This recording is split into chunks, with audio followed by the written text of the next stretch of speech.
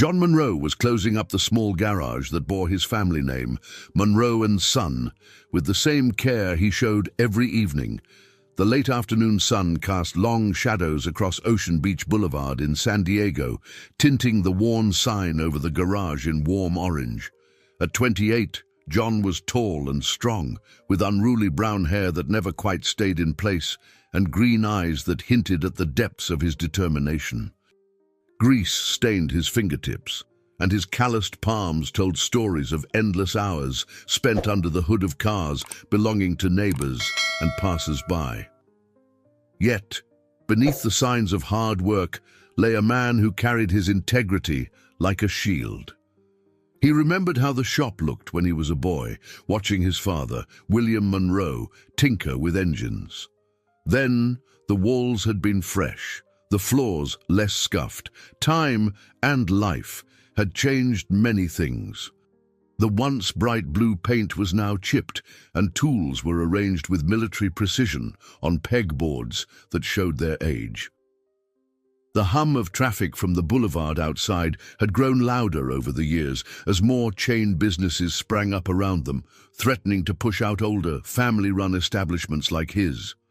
That evening, John placed a battered wooden stool near the entrance and sorted through the day's receipts. He couldn't ignore the frustration in his chest. Customers in the neighborhood were increasingly few, and new developments promised a glitzy future for wealthier transplants rather than the long-time locals.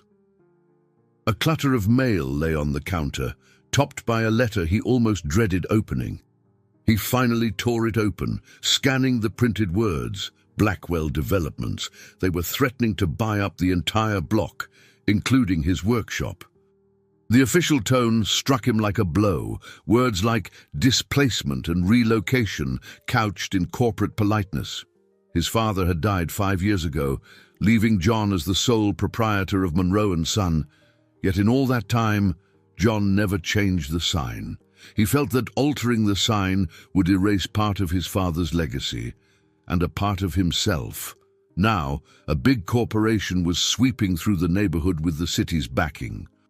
The letter's heavy legal jargon made him feel small. Letting out a tired sigh, he set it aside and turned off the overhead lights. He locked the garage door and stepped onto the sidewalk as the sky turned a muted purple. Across the street sat Ray's Diner, its fluorescent sign flickering. Ray Delgado, a 65-year-old Mexican-American with deep-set wrinkles and a ready grin, had known John since he was a child. The diner's door chimed when John walked in, the smell of grilled onions and fresh coffee hitting him like a comforting embrace. Ray was at the counter, cleaning a spill. "Long day, kid?" Ray asked. Though John was hardly a kid anymore, he had inherited that nickname back when he was a boy scurrying around, fetching tools for his father. John took a seat, exhaustion weighing on his shoulders. "Long enough, Ray." "But I'll manage," he replied, voice gravelly from hours under car hoods.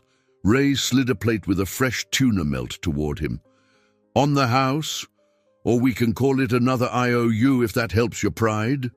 John forced a grin, feeling the tension ease. "I'll pay you back, I promise." "You always do," Ray said quietly, "but you're like family. Don't forget that." Outside, the last glimmer of sunlight faded into the horizon, the ocean breeze carrying the tang of salt through the open diner door. John couldn't help thinking of his father, remembering how William once told him that integrity was the only real currency a man owned. The memory steeled him against the surge of worry over the legal notice. He might have little money, but he was rich in honesty and skill. Still, the risk of losing the place that held all his memories weighed heavily. He tore off half of the sandwich, slipping it into a paper napkin for later. He would give it to his mother, who worked the night shift at Mercy Hospital and often skipped meals. By the time John left Ray's Diner, darkness had settled. He got into his restored 1992 Ford F-150, a testament to many father-son afternoons. Rubbing the fatigue from his brow, He watched the shop's sign glow faintly under a single street lamp. He felt an inexplicable restlessness. With a deep breath, he started the engine and decided to take a slightly different route home along the coastal road. The letter from Blackwell Developments remained on the passenger seat, an unwelcome reminder. Yet as he pulled onto the street, he couldn't shake the feeling that something beyond the usual struggles was about to unfold in his life. Driving down Sunset Cliffs Boulevard, John kept the windows partly open, letting in the scent of the ocean mixed with the distant aroma of wet asphalt. The night air was cool for San Diego, and a fine drizzle began to fall, turning the roadway slick. Streetlights and neon signs flickered, reflecting in shallow puddles. John noticed how quiet the streets were this late, with only occasional headlights passing like fleeting thoughts. His mind wandered back to the threatening letter, but before his worry could spiral, a figure came into view ahead.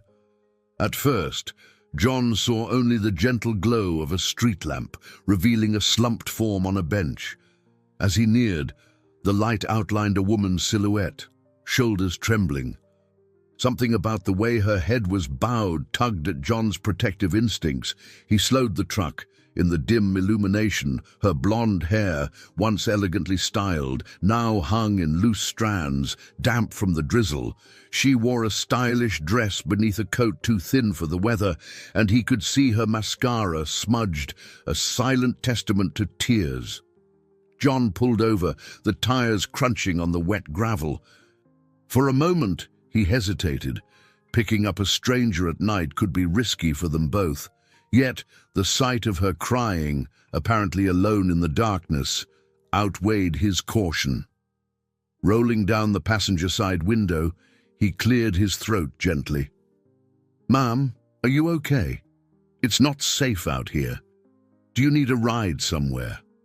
She lifted her face, revealing blue eyes, swollen from crying. Her makeup, clearly applied with care earlier in the evening, now smeared across her cheeks. She clutched a small purse and appeared to flinch at the idea of talking to a stranger. But the drizzle intensified, and she seemed to realize she had few options. Slowly, she stood and approached the truck with hesitant steps, her gaze flicking between his face and the old Ford as if gauging her own risk. "Are you sure it's all right?" she asked in a tremulous voice. John noticed her accent was polished, a tone he associated with wealthier parts of the city. "Absolutely," he replied, opening the door. "I can drop you wherever you need. I just didn't want to leave you out here in the rain." She slid onto the passenger seat, carefully placing a small suitcase that John hadn't noticed before at her feet. Closing the door, she let out a shaky sigh. A faint scent of perfume mixed with the lingering aroma of engine grease inside the cabin. John turned on the heat, more to comfort her than for himself. They drove in silence for a few moments, the soft patter of rain on the windshield filling the air. Streetlights illuminated her face in fleeting intervals. She stared straight ahead, absently fiddling with a sparkling ring on her left hand. "Thank you," she finally murmured. "I'm Catherine." Her voice, though quiet, held a certain grace. John offered a small nod. "I'm John Monroe." He tried to smile, but her evident sorrow weighed on him. "I own a small auto shop a few miles from here.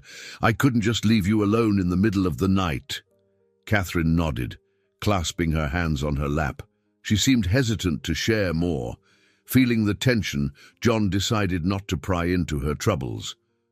But as he took a quick glance at her passenger seat, he noticed her trembling, even though the heater was on. "You all right there? If you're cold, I can turn this up more." She managed a faint, appreciative smile. "I'm okay, really, just had a rough evening." Her gaze drifted to the window, watching droplets gather and streak across the glass. John's heart twisted with empathy.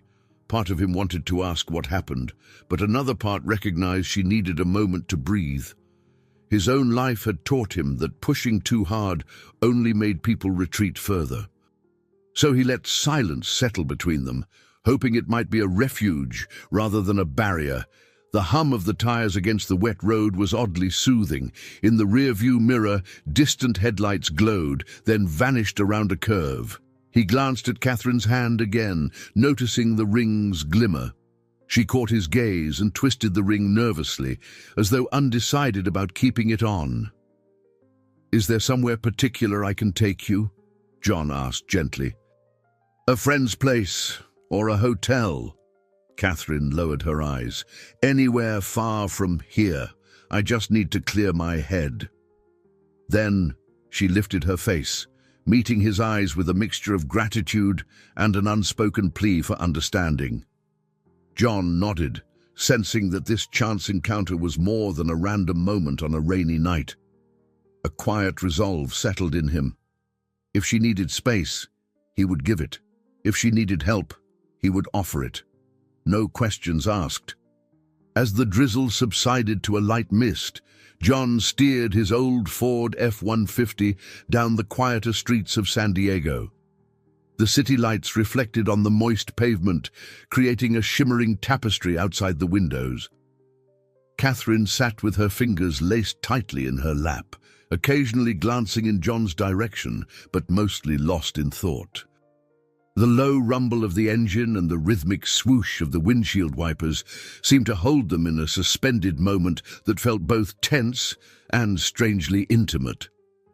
After a few blocks of silence, John ventured, "It's late. If you have nowhere else to be, I could show you a good spot by the coast. Sometimes, just looking at the ocean helps clear my mind." Catherine hesitated, but then nodded, offering him the faintest smile. Her voice was soft. "That sounds nice.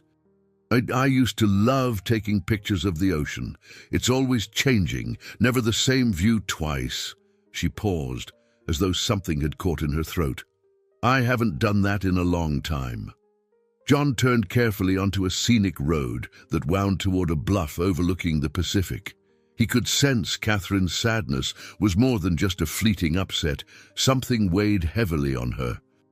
Though curiosity gnawed at him, he kept his questions gentle, letting her decide how much to share. "So, you're a photographer?" he asked, glancing her way. Her lips curved in a brief, wistful smile. "In another life, maybe. I studied art for a while, but ended up following a different path." She looked out the window, and her breath fogged the glass. "I guess everyone has to make choices that seem right at the time." John could relate. He'd once dreamed of traveling, seeing how cars were built in Detroit or exploring famous racetracks. But when his father died, staying to run the family shop became more than an obligation. It became his way of keeping his father's memory alive. "Life has a way of cornering us sometimes," he agreed softly. They reached a deserted overlook, the moon high and bright above the rolling surf. John cut the engine, and the sudden hush amplified the ocean's roar. He opened his door, then paused. "Need some air?" he asked. Catherine nodded, stepping out into the light mist. She pulled her coat tighter as they made their way to the wooden railing that separated the parking area from the drop to the rocky shore below. The smell of salt and seaweed filled the air, and somewhere in the distance a foghorn sounded a long, low note. They stood side by side, the wind tousling John's already messy hair and pushing at Catherine's damp strands. For a while, they simply watched the swell of waves, their silvery crests catching moonlight. Eventually, Catherine spoke. "I was supposed to say yes tonight at a party, but when the time came, I couldn't go through with it." She lifted her gaze, tears threatening to spill again. "I just ran." John studied her face, seeing the conflict etched in her features. "A proposal?" he asked gently, recalling the ring she'd been twisting earlier. She exhaled shakily. "Yes, or rather, a formal engagement party. My father arranged much of it. Let's just say he's a powerful figure in real estate. I'd known Gregory, My fiancé, almost fiancé for a while, but it never felt right. Tonight, I realized I couldn't fake it anymore. So I left. John's chest tightened. The look in her eyes told him this was no ordinary lover's spat. He could sense deep-rooted pain. "It takes courage to walk away when you know it's not right," he offered, placing a hand on the worn railing. A tremor went through Catherine, though the wind had died down. "I'm not sure if it's courage or just desperation," she admitted. "I disappointed my father. He wanted this engagement to solidify a business partnership that would—" She stopped abruptly, as though catching herself. "Sorry, I don't mean to lay my problems on you." John shook his head. "We all need someone to listen, and right now, you look like you could use a friend." The empathy in his tone seemed to unravel something in Catherine. She closed her eyes, letting a tear slip down her cheek. "I just feel so alone. My life has been planned out for me, and I never questioned it until now. But the moment I did, everything I knew vanished." John sighed, wishing he had a simple answer for her. "Sometimes, stepping into the unknown is the only way to find what's real," he murmured. He glanced at the ocean, hoping its vastness could somehow soothe them both. In the cool night air, under a moon that witnessed their quiet confessions, the two strangers stood side by side, aware that in sharing their vulnerabilities, they were forging a bond neither had anticipated. They had been driving back toward the city for only a few minutes when headlights flared suddenly behind them, cutting through the lingering fog. A sleek black limousine, its windows tinted, surged forward as if trying to force John's truck to the side. His heart jolted at the abruptness of it. For a moment, he wondered if it was a reckless driver or some VIP in a hurry, but the way the vehicle swerved to block him felt intentional and hostile. "What in the world?" John muttered, slowing down to avoid a collision. He glanced at Catherine. Her face went pale the second she glimpsed the limo's shape. "It's them," she whispered, her voice quivering. "My father's security. They must have tracked me down." John's pulse throbbed in his ears. He pulled over to the curb as the limousine did the same, cutting off his escape. Two imposing men in dark suits stepped out with rigid efficiency. Another figure emerged, a tall, silver-haired man in his late 50s with a commanding presence. Catherine drew in a sharp breath. "That's my father, Richard Blackwell." John killed the engine, his gut twisting. He stepped out, confronting the men standing by the limo's shining exterior.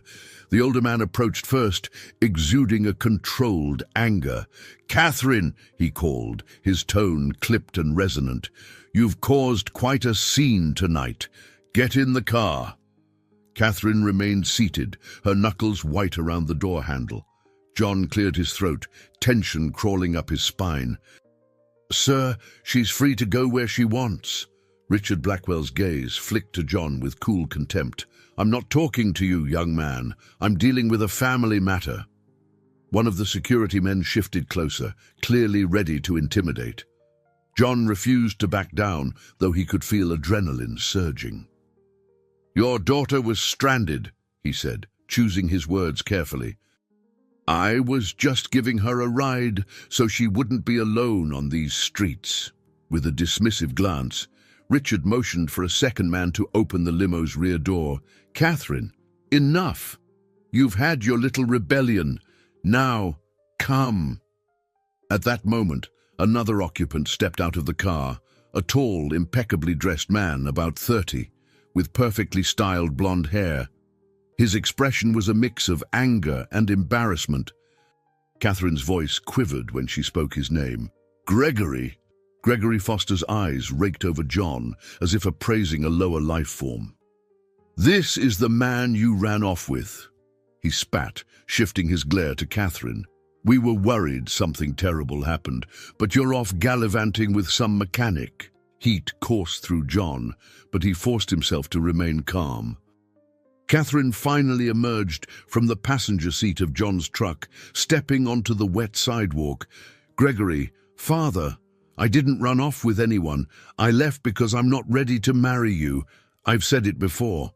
Richard advanced, ignoring her protest. "Let's end this charade. You know how much is riding on our agreement with the Fosters." He paused, casting a scornful look at John's pickup. "So this must be John Monroe. I recall we've had some issues with a small auto shop called Monroe & Son, resisting our development plans in this area." John felt as though the ground had shifted under his feet. "Blackwell Developments," he managed, remembering the letter. "You're behind the threats to buy up our entire block." Richard didn't hide his triumph. "Threats? It's a straightforward acquisition. Your little enterprise is standing in the way of progress. Unless, of course, you finally see reason." A swirl of conflicting emotions rushed through John's mind. The looming loss of his shop, Catherine's sudden connection to the very family threatening his livelihood, and the raw desperation in her eyes. Yet he squared his shoulders, refusing to show intimidation. "I stand by my community," he said. "We're not selling." Gregory rolled his eyes. "This is what you've chosen, Catherine. Someone who values an outdated garage over a legitimate future." She shot him a steely glance. "My future is for me to decide," she whispered, though tears glistened in her eyes. Richard let out an exasperated sigh, signaling to his security men. "Get her in the car," he ordered. Before John could protest, one of the guards stepped closer to Catherine, gently but firmly guiding her toward the limo. She looked at John, regret and sorrow mingling in her gaze. He clenched his fists, powerless against their numbers. "Catherine, you don't have to—" Her voice cracked. "I'm sorry, John. There's more going on than you realize. And I can't explain, but thank you." Her last words came out in a broken whisper, filled with a gratitude that only deepened the pain of her leaving. Richard and Gregory slid back into the limo. The door slammed shut. In seconds, the vehicle roared away, leaving John standing there, rain-soaked and furious. He stared at the spot where Catherine had stood moments ago. His heart pounded with a mix of indignation and something else, an inexplicable longing. The feeling that this chance encounter had upended his entire life in a matter of hours. Night enveloped the neighborhood with renewed intensity, and a steady downpour replaced the earlier drizzle.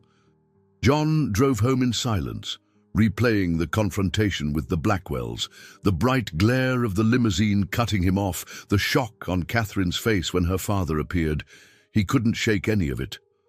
His anger simmered each time he pictured Richard Blackwell's smug expression, but more than anger, a sharp worry for Catherine gnawed at him. She might have wealth and prestige, but what he saw tonight was a woman trapped, maybe even frightened. Parking his truck in the narrow alley behind his shop, he headed up the metal staircase leading to the modest apartment he kept above the garage. Rain pelted the metal steps like tiny bullets. Each clang echoed his frustration. Inside, the apartment was as bare bones as one might expect, a small living area, a kitchen nook, and a bedroom. The furnishings were practical, nothing fancy. Photographs of his late father and mother hung on the walls. In one, his father stood beside a younger John, both grinning widely while working on that very Ford F-150. The memory made John's chest tighten with longing. He tossed his wet jacket onto a hook by the door and sank onto a battered couch. His thoughts drifted to Catherine, her trembling voice, her reluctance to share details, the heartbreak visible in her eyes. There was also the heavy revelation that she was the daughter of Richard Blackwell, the developer who threatened everything John held dear. His shop was more than four walls and a sign. It was a piece of his father's legacy, yet Catherine was inextricably linked to the enemy. He sighed, running a hand through his damp hair. Maybe it was best not to dwell on what couldn't be changed. Lightning flickered through the window, illuminating the small space. Then came a faint knock at his door, At first, he thought he'd imagined it. Who would visit him in this weather? But the knock came again, a little louder. Rising, he opened the door to find Catherine there, drenched and shivering, her coat plastered to her skin, hair clinging to her face in wet strands. He stared in disbelief. "Catherine, I saw you leave with your father." "What are you doing here?" She looked up, eyes rimmed red from tears or maybe the biting wind. "I slipped away. My father's men weren't watching me as carefully once we got home. I had to come back," she said between chattering teeth. "I'm sorry to barge in, but I had nowhere else." Without hesitation, John stepped aside. "Come in," he urged, voice gentle. She entered, water dripping onto the floor. He grabbed a clean towel from a nearby cabinet, placing it around her shoulders. "You're freezing. Hang on, I'll make some tea." She sank into the old couch, her expression a mix of exhaustion and relief. "They want to push forward with demolishing places like your shop, John.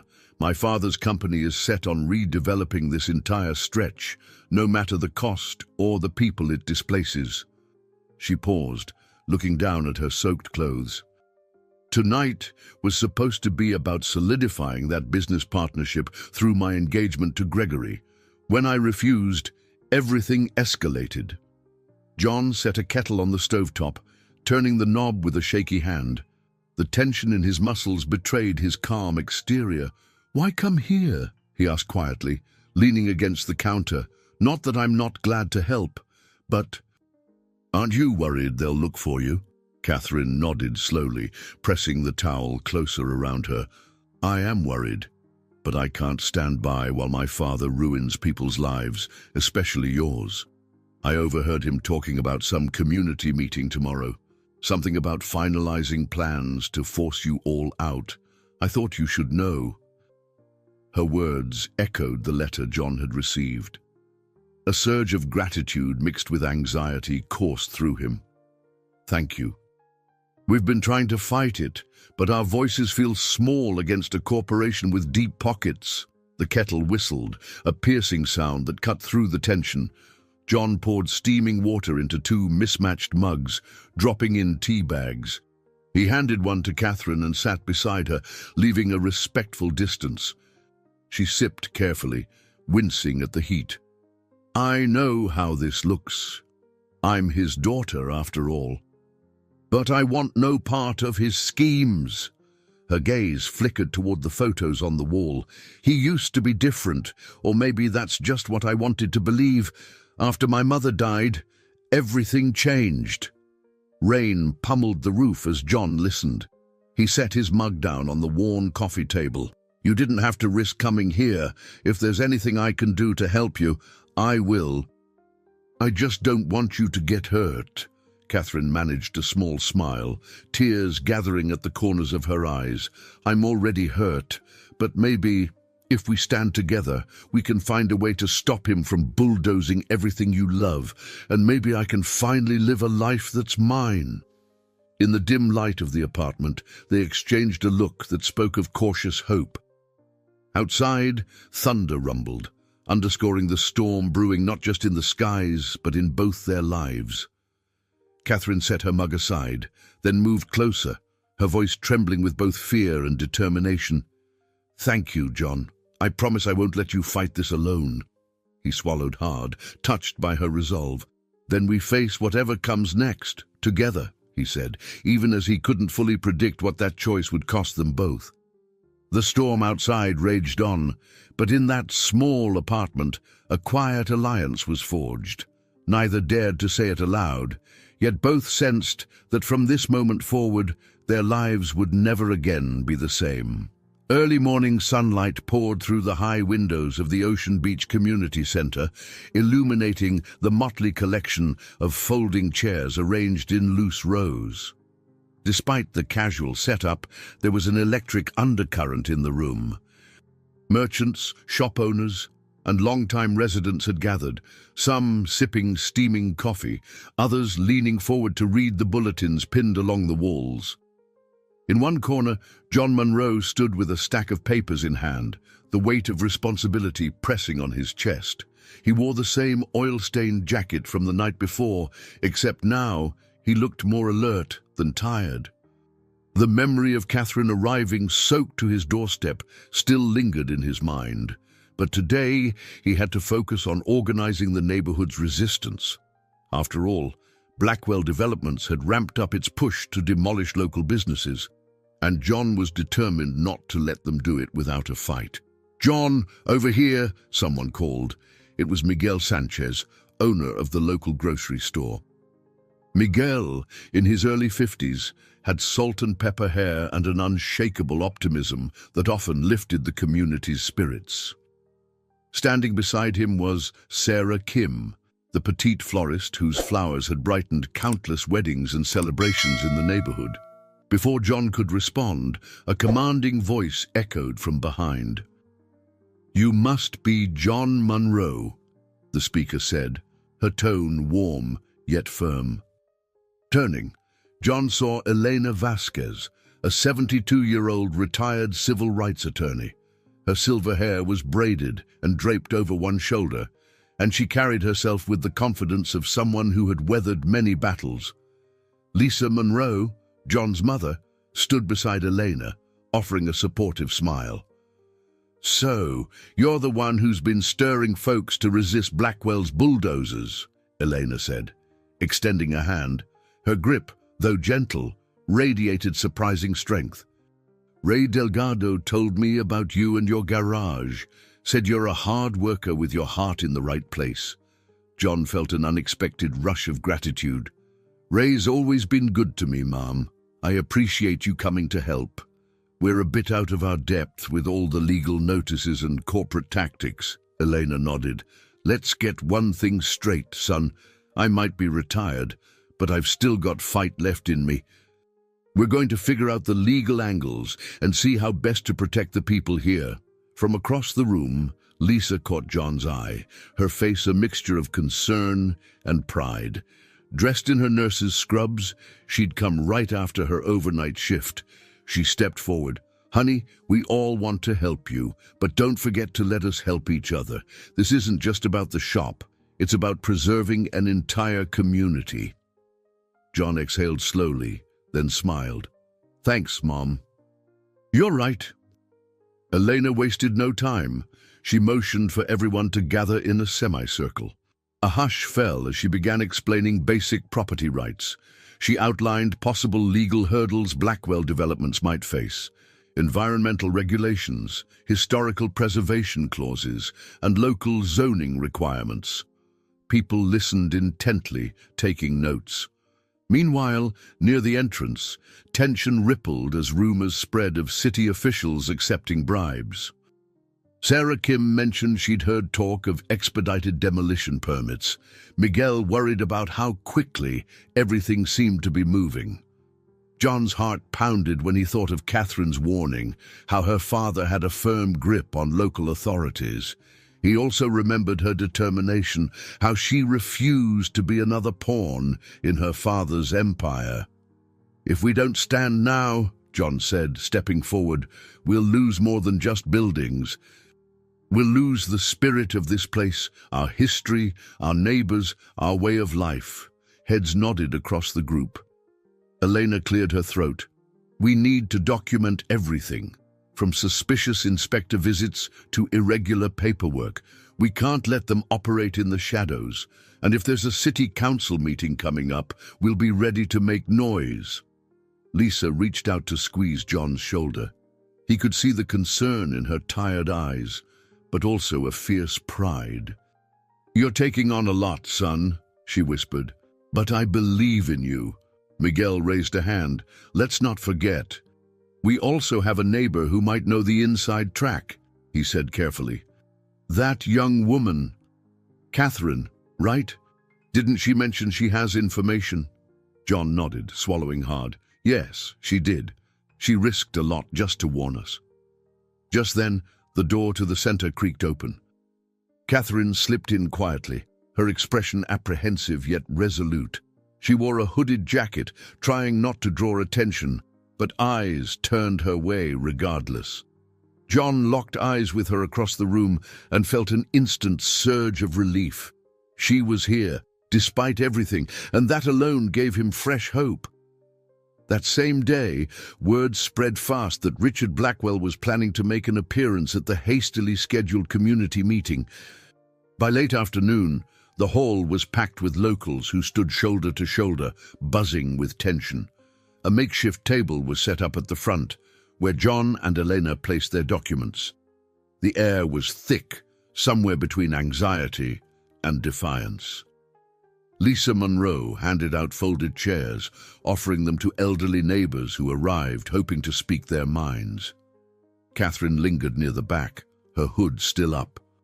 A few people noticed her resemblance to Richard Blackwell, but they held their murmurs, unsure how she fit into the clash of agendas. At precisely 5 o'clock, the doors swung open.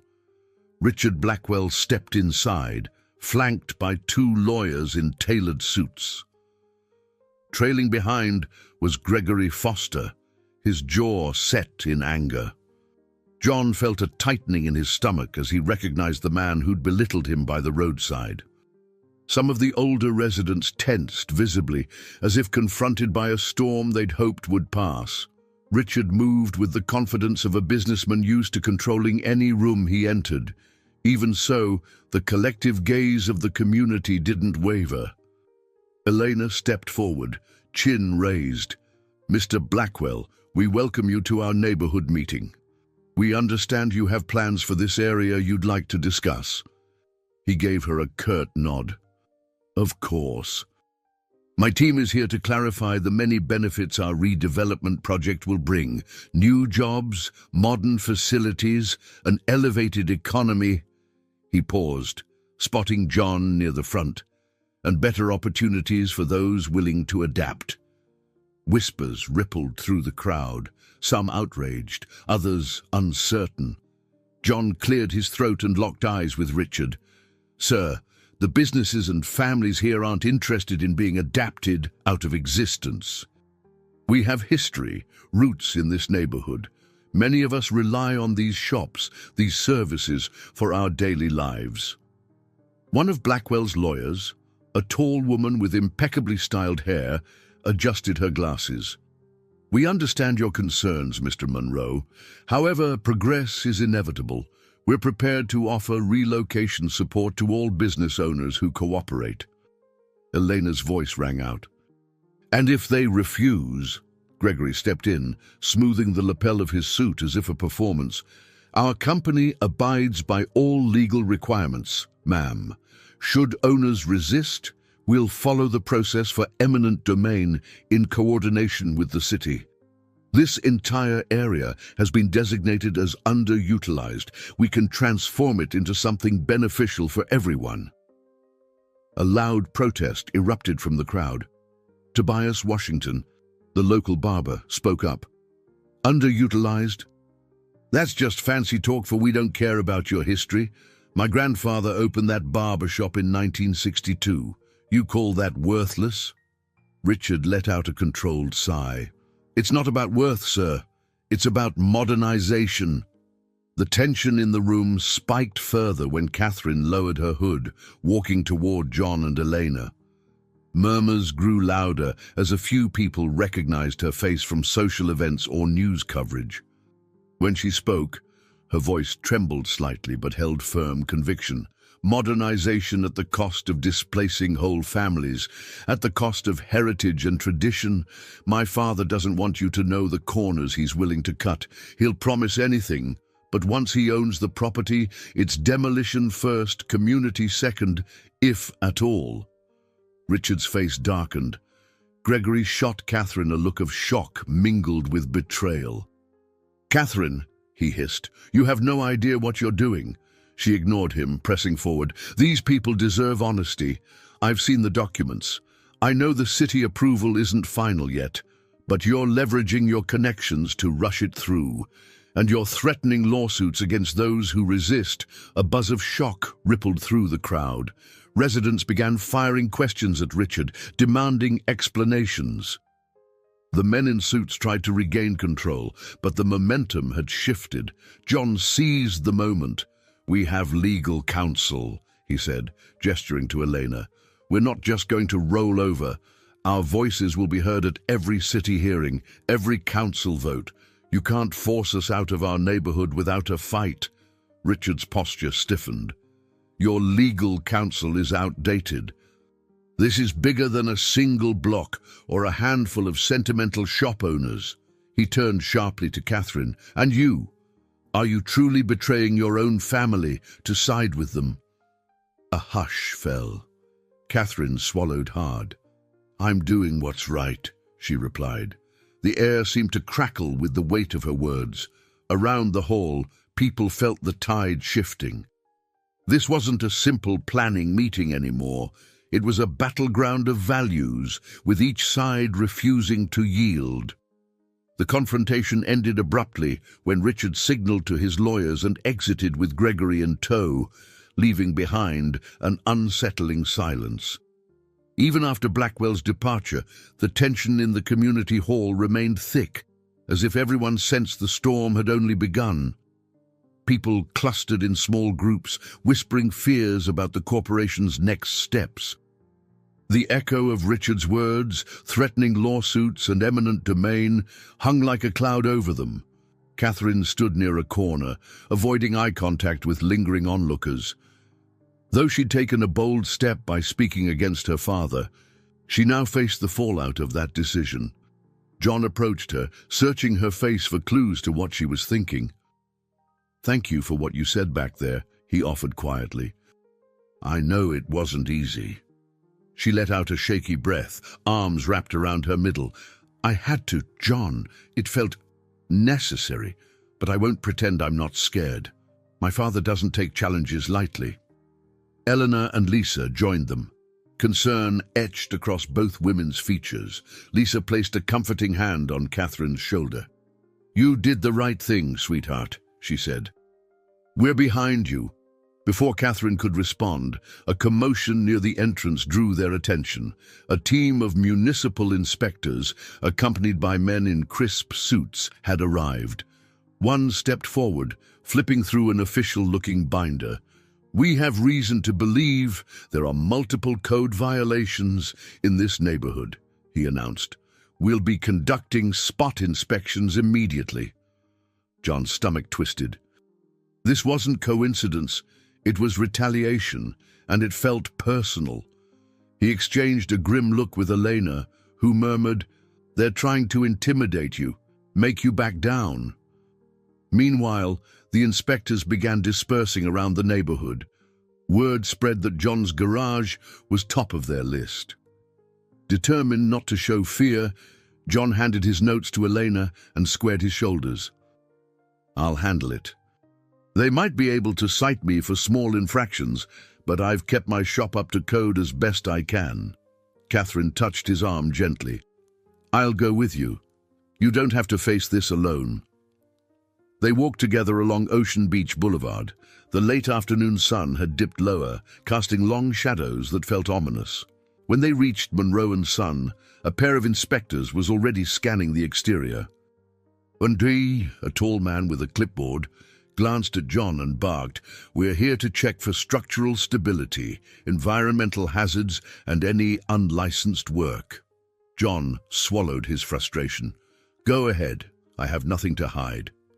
As they examined the building, Catherine stood close, arms crossed protectively. A wave of guilt coursed through her. She knew her father's methods and realized he wouldn't stop at legal pressure. He'd use every trick to corner them. In truth, she was terrified for John's livelihood. After a tense half-hour, the inspectors emerged from the garage.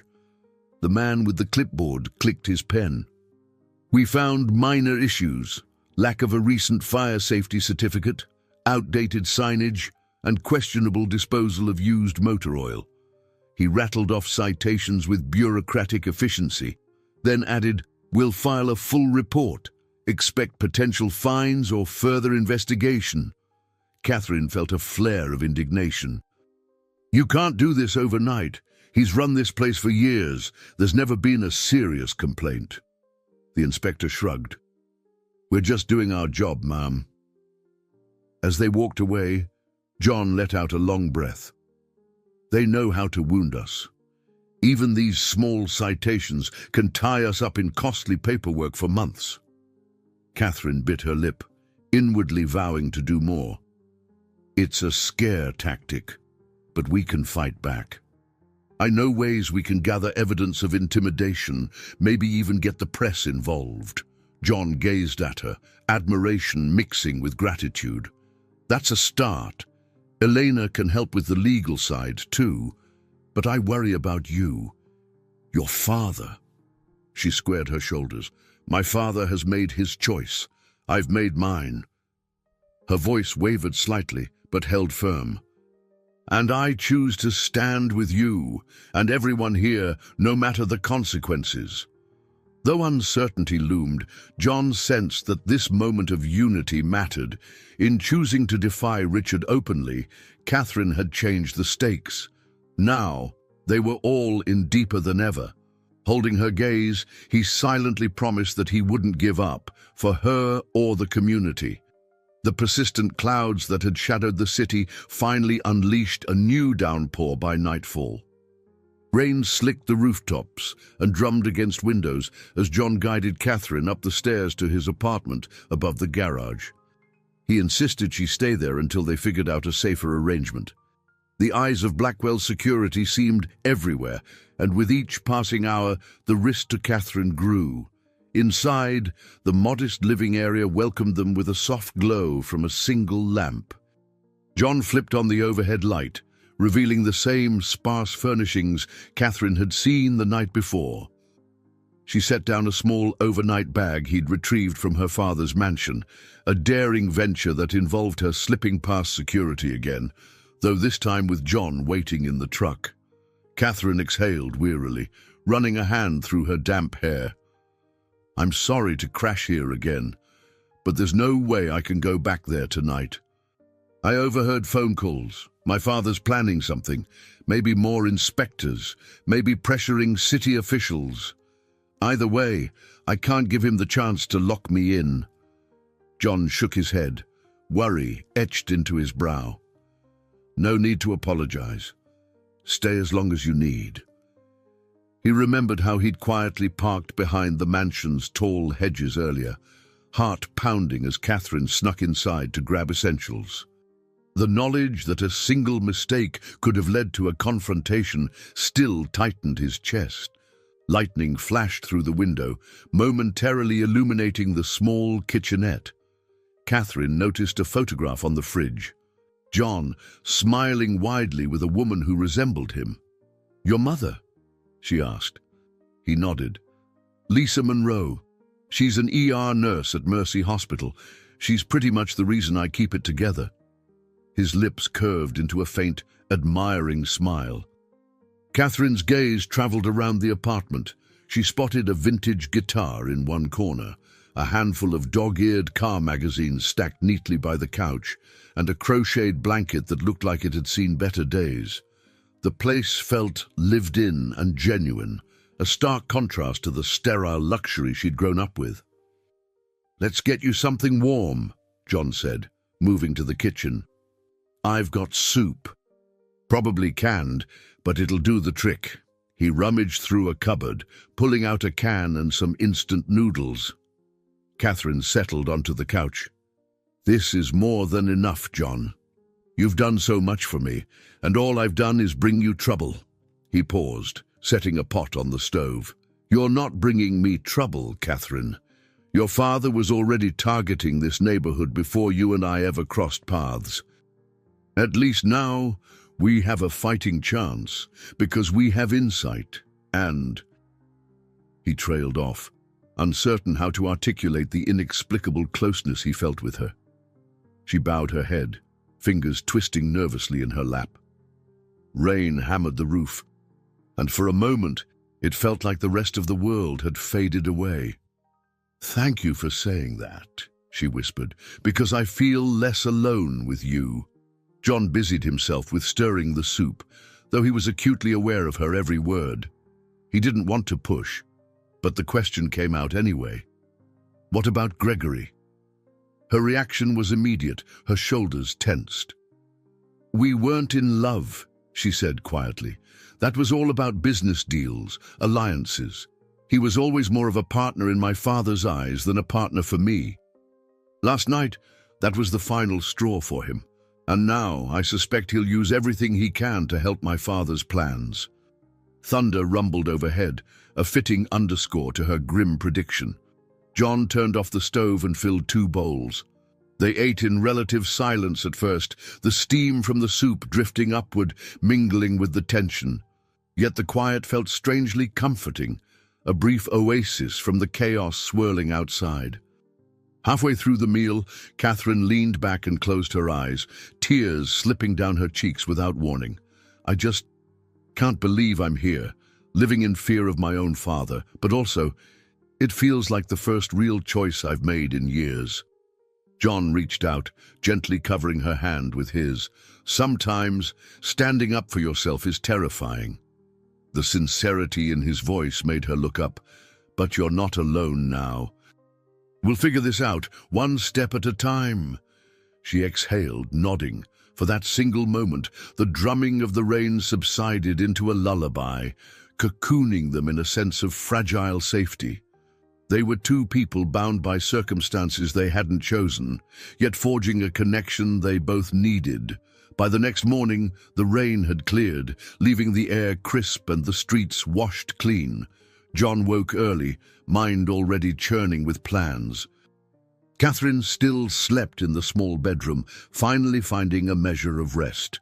He tiptoed downstairs to the garage, flicking on the overhead lights. The old Ford F-150 sat in its usual spot, and tools lined the walls. But now the shop had a new purpose. It would become the unofficial command center for the fight against Blackwell developments. He set up a folding table in the corner, piling it with papers documenting property rights, city ordinances, and the citations from the recent inspection. Within the hour, people began trickling in. First came Miguel Sanchez, bringing coffee and pastries. Sarah Kim arrived soon after, arms laden with notepads. Tobias Washington followed, still shaking off the early morning chill.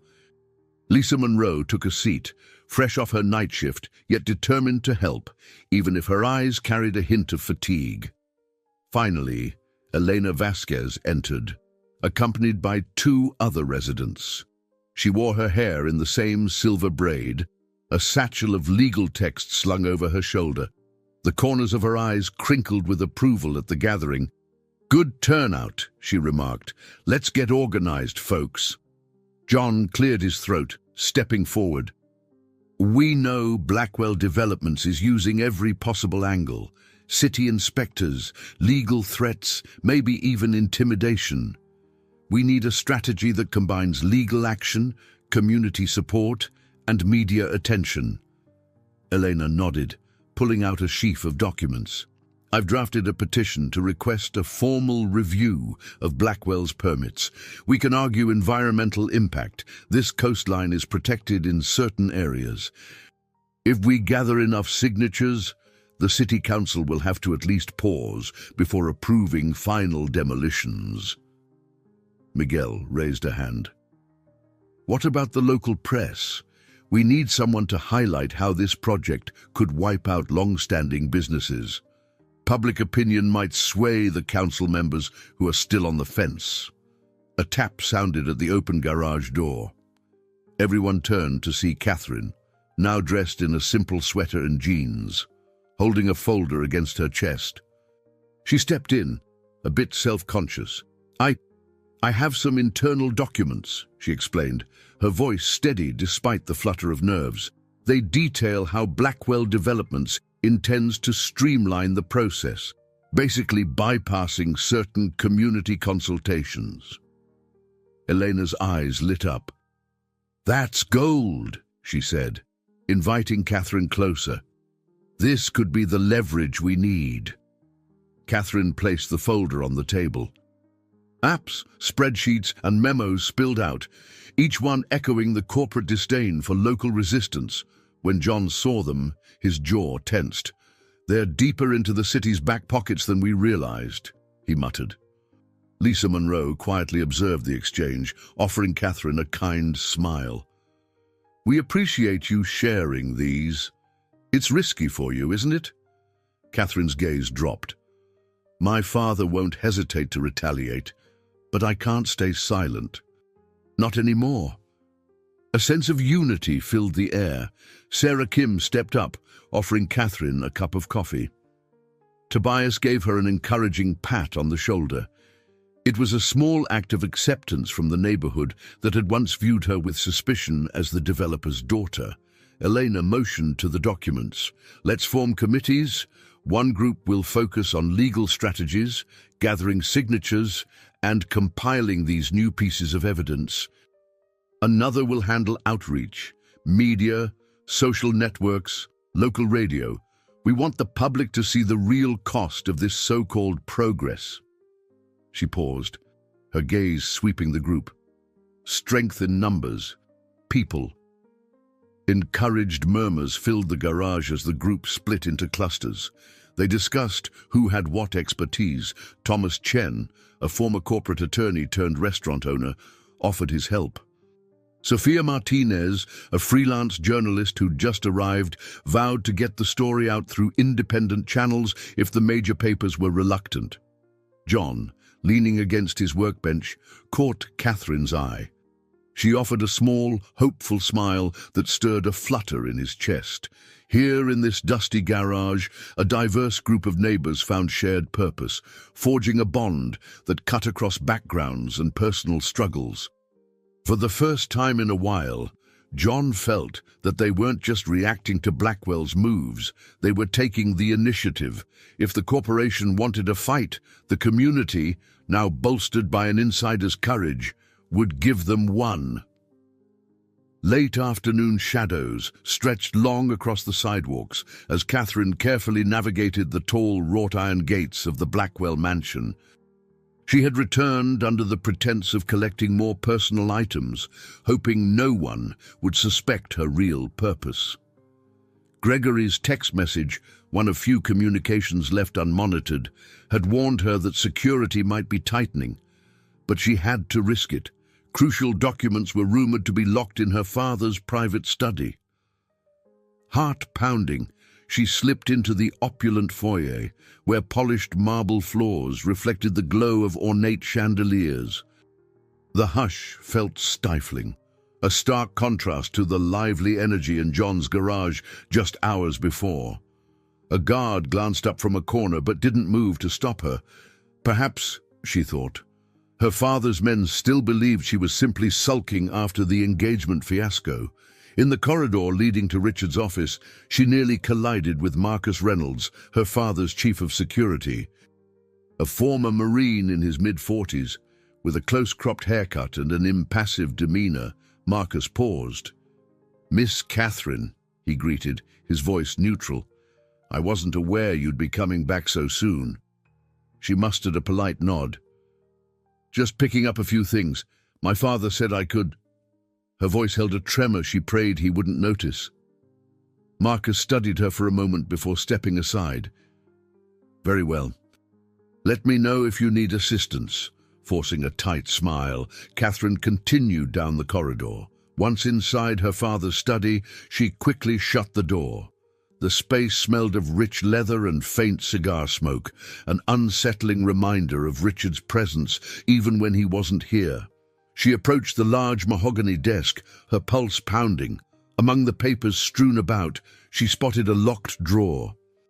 She rummaged through the desk, discovering a small ring of keys hidden beneath a stack of folders.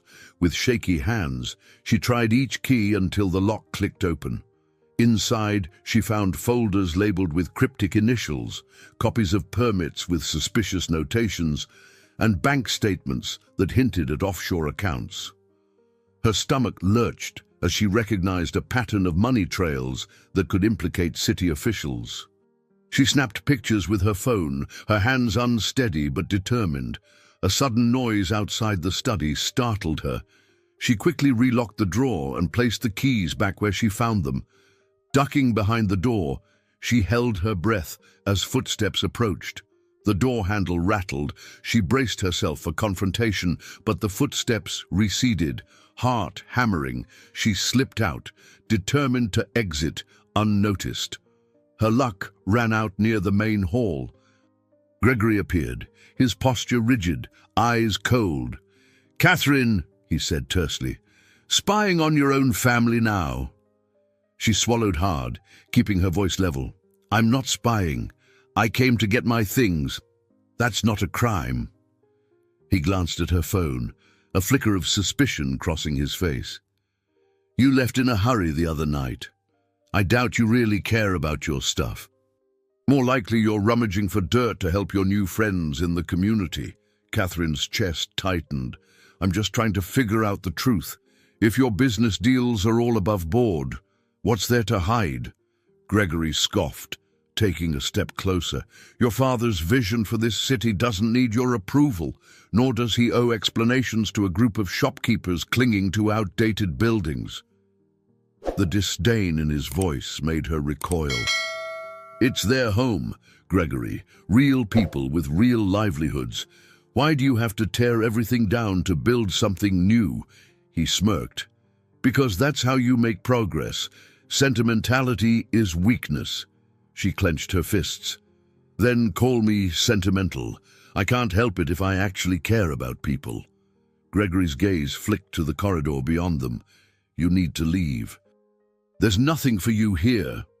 Brushing past him, she felt a twisting in her gut, not just anger, but sorrow for the man she once believed she might marry.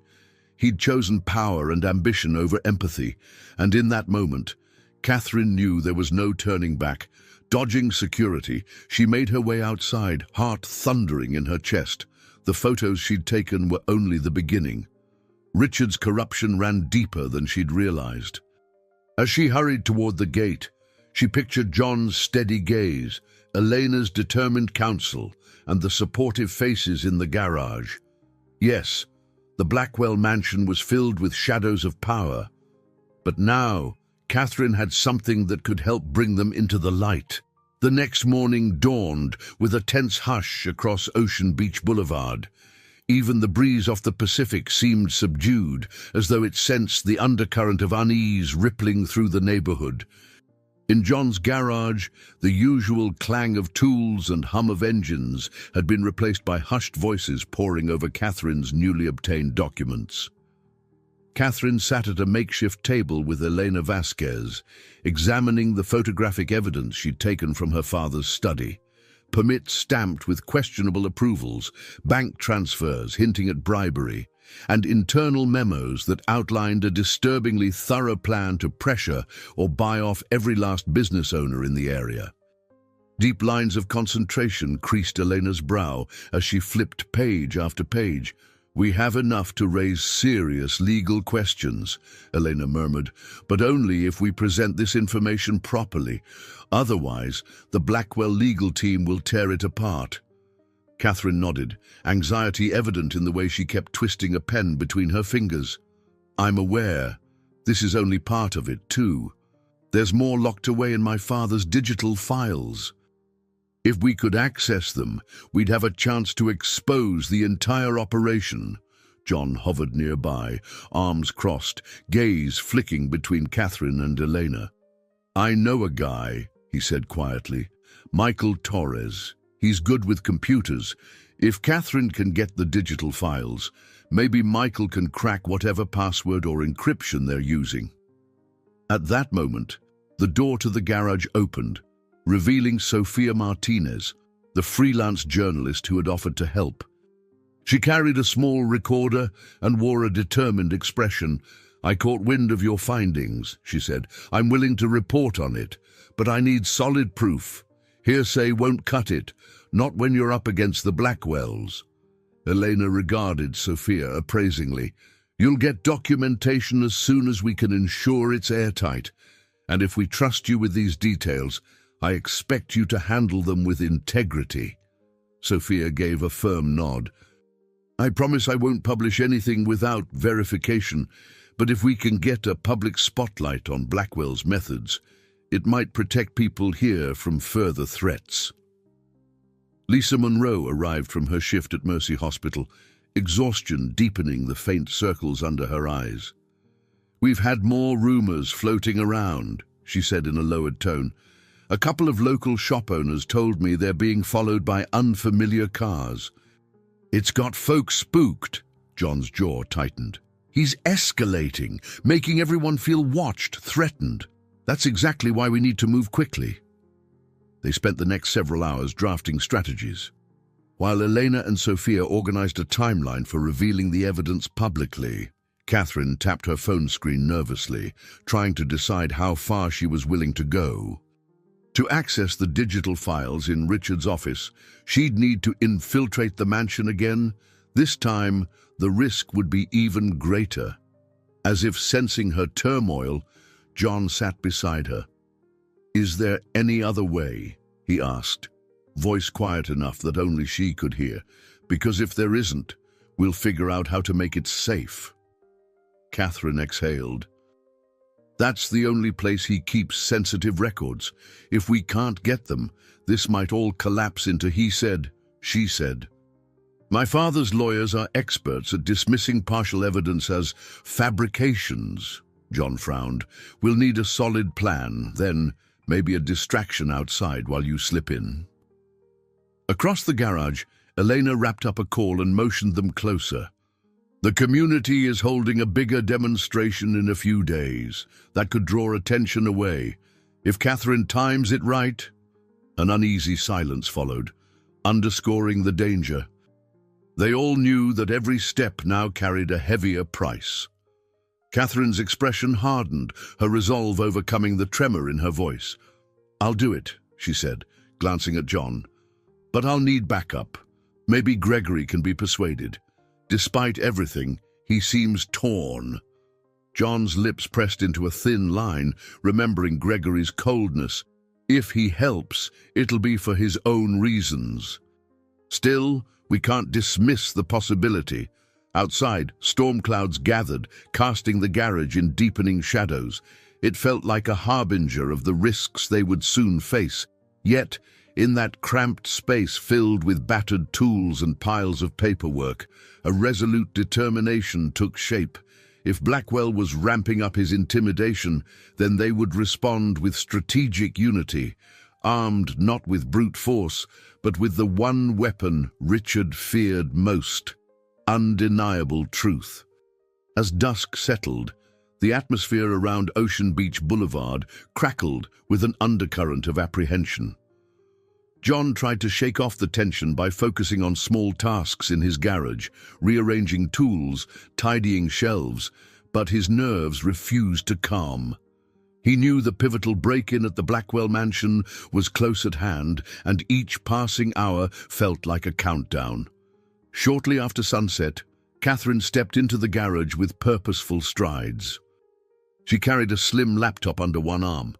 "Michael Torres just finished setting up a secure way for me to transfer any files I can get," she explained, plugging the device into a power source. "If I manage to access my father's digital files, they'll automatically back up to a remote server." Elena nodded approvingly. "Good. That way, even if they confiscate the laptop, you won't lose the data." John opened his mouth to speak, but paused when the garage door rattled loudly. In walked James Wilson, the city councilman whose allegiance had been in question for weeks. He had a sweaty, uncomfortable look about him, as though he'd run the entire way. "We need to talk," he gasped, leaning against a workbench. "Rumors are flying that your people are planning a big demonstration.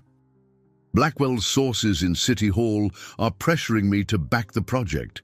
They're threatening to dredge up old personal issues if I don't comply." John exchanged a wary glance with Catherine before addressing the councilman. "We've been hearing chatter about bribed officials and intimidation. Are you here to confirm or deny any of that?"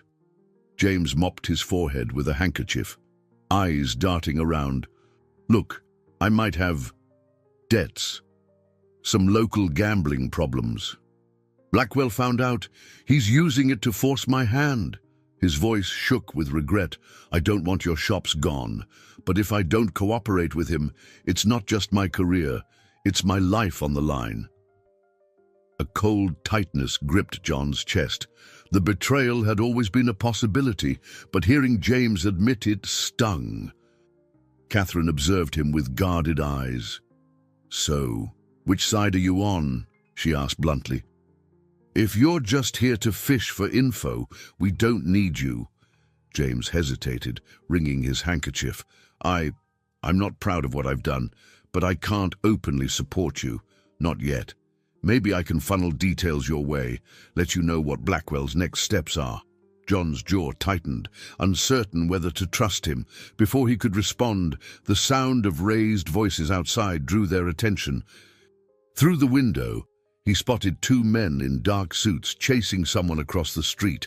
Hearts pounding, they rushed out to see that the two men were Blackwell's hired security, and they were confronting Miguel Sanchez, who clutched a stack of petitions. "Hand those over," one of the security men demanded, towering over Miguel, "and maybe we won't have a problem." Miguel stood his ground. "This is a free neighborhood. I have every right to collect signatures against your developer boss." The tension was palpable. John, Catherine, and James emerged from the garage, prompting the security men to step back. The taller one scowled. "We're just making sure no one interferes with the city's legitimate business." John's voice trembled with anger. "Intimidating residents isn't legitimate business. Leave now." They glared at him, but finally walked away. Miguel let out a shaky breath, hugging the petitions to his chest. "They've been following me all evening," he whispered, "trying to catch me alone." James looked visibly rattled. "You see what I'm dealing with? This is just a taste of how far Blackwell will go." Catherine's expression hardened. "Then help us. Don't just bring warnings. Take a stand. If you know something that can expose him, do it." James swallowed nervously. "I'll try," he said, though his voice lacked conviction. He left soon after, leaving the garage in a swirl of tension and doubt. Night fell fully, and a hush blanketed the street. Inside the garage, the group reconvened, unsettled by the evening's confrontation. John locked the doors, pausing to check on Catherine. She was seated at the table, hands clenched around the laptop's edge. "I feel like we're one step from a breaking point," she murmured. John placed a reassuring hand on her shoulder. "If there's a traitor in our midst, or if James is playing both sides, we'll figure it out. We just have to stay focused on the evidence and each other." Outside, a siren wailed faintly in the distance, underscoring the fragile calm. Betrayal clung to the air, and no one was certain who might sell them out next. Yet in that moment, their resolve only hardened. They would stay vigilant, trusting that truth would outlast any deception. The following day dawned brisk and cool, the sun filtering through a milky layer of clouds. John felt the chill acutely as he drove to a discreet location on the outskirts of San Diego, a weather-beaten bar known for its anonymity. Gregory Foster had summoned him here with an enigmatic text message. After the tension of the last few weeks, John wasn't sure whether it was a trap or an olive branch. He parked the old Ford truck on a gravel shoulder, scanning the parking lot. Gregory's sleek sedan was parked near the entrance. Taking a steadying breath, John stepped inside. The bar was dimly lit despite the noon hour, a few regulars nursing drinks at tables scattered about. Gregory sat in a corner booth, wearing a fitted jacket and a guarded expression. John slid into the seat across from him. "All right, Gregory," he began, bracing himself. "What's this about?" Gregory pressed his lips thin. "I'm no friend of yours, Monroe, but I'm beginning to see how far Richard is willing to go, especially after your little demonstration." He cast a wary glance around the bar, ensuring no one was eavesdropping. "I've found documents that... they're problematic. Let's leave it at that." John leaned forward. "We already know about some of his finances, the shady deals, the pressure on city officials." Gregory nodded. It's worse than you think. If everything comes to light, it won't just be Richard going down. I'm implicated too, because I've signed off on a lot of expansions and acquisitions. I trusted him at first, and then, well, it was too late to back out. John let the words sink in. So you want out now? A muscle in Gregory's jaw twitched. I'm tired of playing puppet to a man who sees everyone as pawns. Catherine was just another pawn to him, another means to an end. I realize now how wrong that is. He exhaled, tension rolling off his shoulders. If you can guarantee me some protection, maybe I can help you get Catherine out of that mansion for good, along with whatever evidence she needs. John's mind reeled. Protection from Richard, you mean? Because you're planning to betray him publicly, Gregory nodded.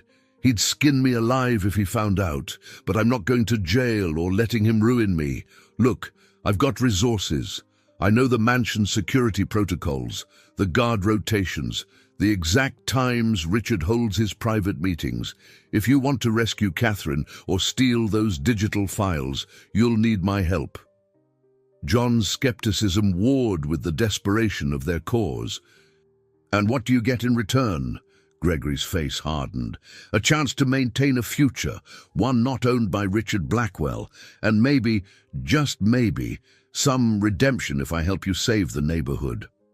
The bartender ambled over, setting 2 glasses of water in front of them. Gregory didn't touch his, but John took a small sip, using the pause to consider the proposition. Finally, he met Gregory's gaze. If you're serious, we'll work with you. But no double-crossing. We've got nothing left to lose. Gregory swallowed. I get it. Just so we're clear, I'm doing this for myself as much as for Catherine or your community. John stood, scrawling a phone number on a napkin. We'll coordinate with Elena and Catherine. Let's plan a time to talk specifics. As they left the bar, the cool wind whipped through the parking lot. John climbed into his truck, adrenaline thrumming through his veins. An unlikely alliance, indeed, one he would never have anticipated mere weeks ago. But Richard Blackwell's unchecked power had thrown them all into chaos, and if teaming up with Gregory was the only way to dismantle that power, then so be it. Back at the garage, Catherine was waiting anxiously, pacing beside the battered workbench. When John explained Gregory's offer, her eyes flared with a mix of relief and skepticism. He always had his own agenda, she murmured. But if this means a better shot at proving my father's corruption and freeing me from his grip once and for all, then I'll work with Gregory, even if it hurts to trust him. John nodded. We'll keep him on a short leash, but for now, we need him. A hush settled between them, each contemplating the improbable turn of events. They both knew this plan could backfire spectacularly. But with Richard cornering every last avenue of escape, forging alliances, even with former enemies, might be their only path to victory. Twilight cast a faint glow over the manicured lawns of the Blackwell mansion, where floodlights illuminated the stone facade and its imposing columns. Tension thrummed in the air like a tightly wound spring. In a concealed corner of the estate, John crouched behind a cluster of ornamental shrubs, wearing dark clothing and clutching a small toolkit. A tiny earpiece crackled in his ear, patched into a short-range radio Michael Torres had provided. "This is it," Gregory's low voice murmured over the line. "You need to move in about 2 minutes, once I start creating the distraction." John sucked in a breath, recalling the plan's details. Catherine would be waiting inside the mansion, playing the role of an unwilling guest during a corporate gala. Gregory, armed with knowledge of security routines, would cause a commotion that would draw the guards' attention. Meanwhile, John would slip into the side entrance, extract Catherine, and help her grab any additional digital evidence from Richard's office. A chill ran through John, not just from the cool evening breeze, but from the enormity of the task. One slip-up could mean disaster, arrest, injury, or worse. Yet he couldn't waver now. Beyond the wall, in the mansion's grand ballroom, donors and executives mingled under chandeliers, oblivious to the covert operation unfolding just outside. His earpiece crackled again. "Showtime," Gregory whispered. Suddenly, the lights near the east wing dimmed, and an alarm blared from the mansion's far corner. John peered through the hedges, spotting half a dozen security guards sprinting toward the disturbance. Even from his vantage point, he could see the confusion among the staff. Time to move. He rushed across the lawn, heart pounding in his ears. Reaching a side door, he pulled out a slim lockpick from his kit. The door gave way with surprising ease, and he slipped inside a quiet corridor. The interior smelled of polished wood and floral arrangements, contrasting starkly with the adrenaline surging through him. A muffled cheer or toast echoed from the distant ballroom. He eased along the hallway, recalling Gregory's directions. Catherine was likely on the second floor, near her father's private office. As he passed a gilded mirror, he caught sight of his own reflection, grim, focused. He forced a steady exhale. At the stairwell, footsteps approached. John pressed himself against the wall, heart hammering. A guard strode by, muttering into a walkie-talkie about the sudden alarm. Once his footsteps faded, John ascended the stairs, 2 at a time. He found Catherine perched in the dimly lit hallway, dressed in an elegant gown that made her look every inch the socialite hostess, except for the anxious set of her jaw. Relief flickered in her eyes when she spotted him. "You made it," she breathed, voice trembling with both fear and excitement. "Let's go," he urged. "Do you have the portable drive?" She nodded, lifting a small clutch purse. "Yes, but I need a moment to copy the files from the main computer in my father's office." They crept to the door of Richard's study, which stood slightly ajar. Catherine slipped inside first. The room smelled of cigar smoke and expensive cologne, reminding her of the father she'd once admired. John kept watch by the door as she fired up the computer, hands moving deftly across the keyboard. Her voice was barely above a whisper. "Please, please, please, let the password still be the same," she muttered. Within seconds, the screen opened to a hidden directory. She inserted the portable drive. A progress bar crawled agonizingly slowly. Down the hall, the sound of running footsteps spurred John's anxiety. "We've got to hurry," he hissed. Finally, the transfer completed. Catherine ejected the drive, tucking it safely into her clutch. "Done, let's—" A surge of footsteps made them freeze. John threw a panicked glance at the door, fully expecting armed guards to burst in. Instead, Gregory appeared, breathing hard, suit disheveled. "The alarms aren't buying us much more time," he warned. "A few security guys stayed behind to protect your father's office." "Hurry!" They darted past him, Catherine hitching her gown so she could run. As they navigated twisting corridors, a guard spotted them. John and Gregory tackled him before he could radio for backup.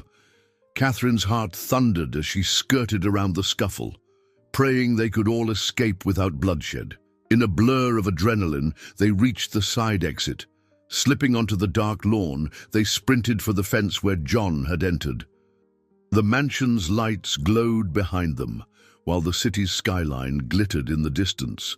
When they finally clambered into John's waiting truck, Catherine collapsed into the passenger seat, clutching the drive that held everything they needed. Breathing raggedly, John started the engine. The gates of the mansion vanished in the rearview mirror as they sped away into the San Diego night, uncertain of what retribution might soon follow. But for now, they had won a crucial battle and rescued Catherine from her gilded cage. They didn't stop until John's truck pulled into a small apartment building owned by one of Elena's old friends, a safe house of sorts. The walls were plain and the furniture minimal, but it offered secrecy and protection. Catherine, still in her formal gown, sank onto a worn-out sofa.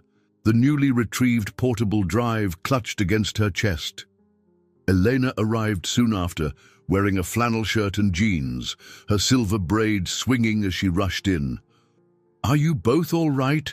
she demanded, eyes flicking from John's sweat-drenched collar to Catherine's disheveled hair. Catherine nodded, though her fingers trembled as she handed Elena the drive. "It's all here. Documents, emails, and records of bribes, and more." John stood by a small table, clearing space for Michael Torres's laptop. Michael stepped forward, hunched over, and plugged in the drive. "Give me a few minutes to extract the files, then we can see what we've got." Everyone watched anxiously as lines of code and progress bars flickered across the screen. Catherine sat with her shoulders hunched, fiddling with a loose thread on her gown. Her mind raced back to the confrontation at the mansion, the near miss in the hallway, and her father's face when he'd spotted the disturbance. He would be furious, and she knew the repercussions could be severe. Finally, the screen displayed a cluster of folders. Michael opened the first, revealing ledgers for shell companies, each tied to municipal projects across the city. Another folder held scanned copies of internal memos, referencing payoffs and behind-the-scenes deals with local politicians. Elena skimmed the files, her expression grim but resolute. "There's enough here to implicate Richard Gregory, though Gregory might escape if he cooperates, and possibly half the planning commission," she muttered, tapping the screen. "But there's also something else, labeled Amanda Legacy." Catherine's breath caught in her throat. She leaned forward, heart pounding. "That's my mother's name." Amanda Blackwell. Elena clicked on the folder, revealing a trove of files detailing life insurance policies, medical reports, and emails from nearly 2 decades earlier. John placed a hand on Catherine's shoulder as they scanned the files together. A chill ran through her as she pieced together the timeline of her mother's final months. Amanda had opposed certain unethical deals. Her notes mentioned she was planning to blow the whistle on Richard. She had even consulted an attorney about transferring large sums to a protective foundation. Tears gathered in Catherine's eyes as the puzzle came into focus. Amanda's sudden death, officially ruled an accident, occurred just after she threatened to expose the company's activities. One email, in particular, stood out. Richard had corresponded with a private investigator about containing Amanda's unstable behavior for the good of the company. "Oh, God," Catherine choked, covering her mouth.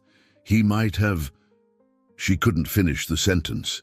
John felt anger and sorrow in equal measure. He squeezed Catherine's shoulder reassuringly. "We don't know everything, but it's clear your mother was trying to do the right thing. And someone, maybe your father, stopped her." Elena quietly closed the file, her expression grave. "This is damning. If we go public, it's going to be explosive. But Catherine, this also means you'll have to confront the fact that your father may have played a direct or indirect role in your mother's death." Catherine's tears finally spilled over, shining under the dull overhead light. Her entire body trembled, as though the weight of years of lies was pressing down all at once. John lowered himself to sit beside her, arms gently wrapping around her shoulders. "It was her fight too," Catherine whispered, voice quivering. "She tried to protect people, and he silenced her." A hush fell over the room. Even the distant hum of traffic outside seemed muted, as if paying respect to this painful revelation. In that moment, Catherine felt her grief morph into a fierce resolve. She inhaled shakily, wiping her tears. "We use it all," she said, her voice turning firm. "We expose every last detail. For my mother's sake, for the community's sake, no more secrets." Elena nodded, resting a comforting hand on Catherine's knee. "Agreed. This changes everything. We'll need a strategic approach, but we won't hold back." John met Catherine's gaze, admiration and concern mingling in his eyes. He could see her heartbreak, but also the unwavering determination that had taken root. "We'll stand by you," he said gently, "wherever this leads." Outside, the city lights twinkled, unaware of the storm about to hit. Inside that humble apartment, Catherine, John, and their allies prepared for a final reckoning, one that promised to shake the foundations of Richard Blackwell's empire, even as it laid bare the darkest truths of his family's past. Morning brought a crisp wind blowing in from the ocean, rattling the window of the makeshift war room where John and Catherine had slept fitfully. They both woke to Elena's voice downstairs, speaking in a hushed yet urgent tone.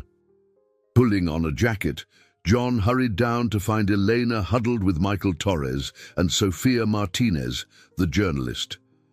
Elena turned at John's approach, a newspaper clutched under her arm. "Richard Blackwell launched a full offensive," she said grimly. "He's got movers on site demolishing vacant buildings on the edge of the neighborhood. It's a show of force to make people panic and sell." Catherine emerged behind John, eyes still puffy from a night of tears and revelations about her mother. She stepped closer to Elena, anxiety tightening her features. "He's wasting no time. I bet he wants to scare everyone into giving up before we can release any incriminating evidence." Sophia lifted her phone, showing them a local news feed. The headline read, "Blackwell Developments advances project as tensions rise." A short video clip played, bulldozers leveling old storefronts, clouds of debris billowing into the air. John's anger flared. "He's demolishing part of our history just to show he can, and if we don't respond fast, he'll be at my garage next." Michael Torres tapped a laptop. "The files from Blackwell's computer are organized and ready for use. We've got proof of corruption, bribes, and more. But we have to pick the right moment to release them. If we do it too soon, he'll find a way to discredit it." Elena nodded, her gaze sharp. "We can't just bury him in paperwork. We need a public spectacle, something that forces the city council and law enforcement to pay attention." A sudden ring broke the tense air. Catherine's phone buzzed, showing an unknown number. Her heart thudded as she answered. "Hello?"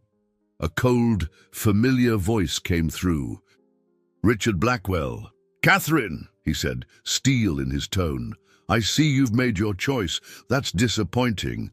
But you know it's never too late to come home if you drop this nonsense." Catherine closed her eyes, fury rising. "It's not nonsense. You're destroying people's livelihoods," she retorted. Richard's voice hardened. "You think you've won because you stole a few documents? Don't be naive. I have enough influence to bury you in legal battles for years. The name Blackwell can still protect you if you walk away from this rebellion." She felt John's hand on her arm, grounding her. "I'm not walking away," she said. "Not this time." Silence crackled. Then Richard spoke again, quieter, yet more menacing. "Then understand what's coming. Your friends will lose everything, and I'll make sure you bear the blame. Everyone else will see you as the one who led them astray with impossible dreams." "Last chance, Catherine." Her jaw clenched. "I'm done letting you control me. Don't call again." She hung up, trembling. Sophia's eyes flicked from Catherine to John.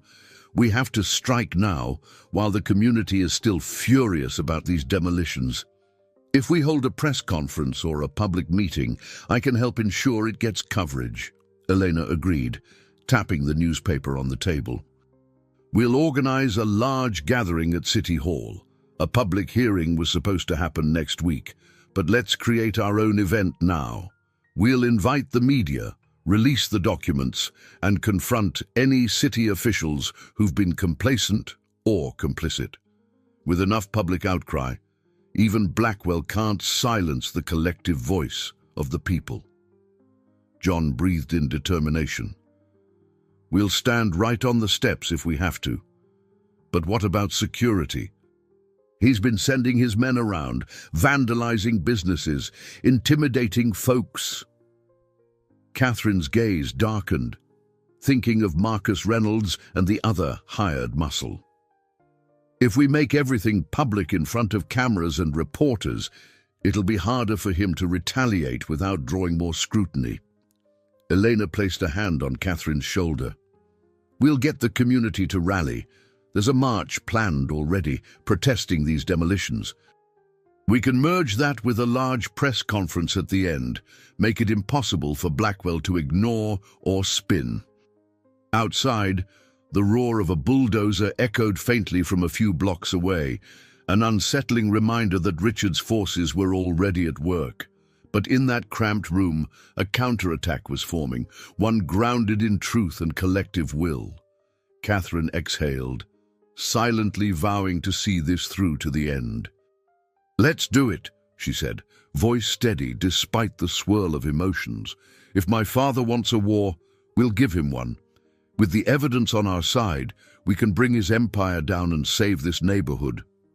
John squeezed her hand, a spark of determination in his green eyes. "We're with you." All of us. In unspoken unison, they prepared for the battle ahead, each step fueled by indignation and hope, knowing that soon the world would bear witness to the clash between an oppressive corporate titan and a community fighting for its soul. A sweltering heat wave hit San Diego, making the City Hall courtyard feel like a pressure cooker.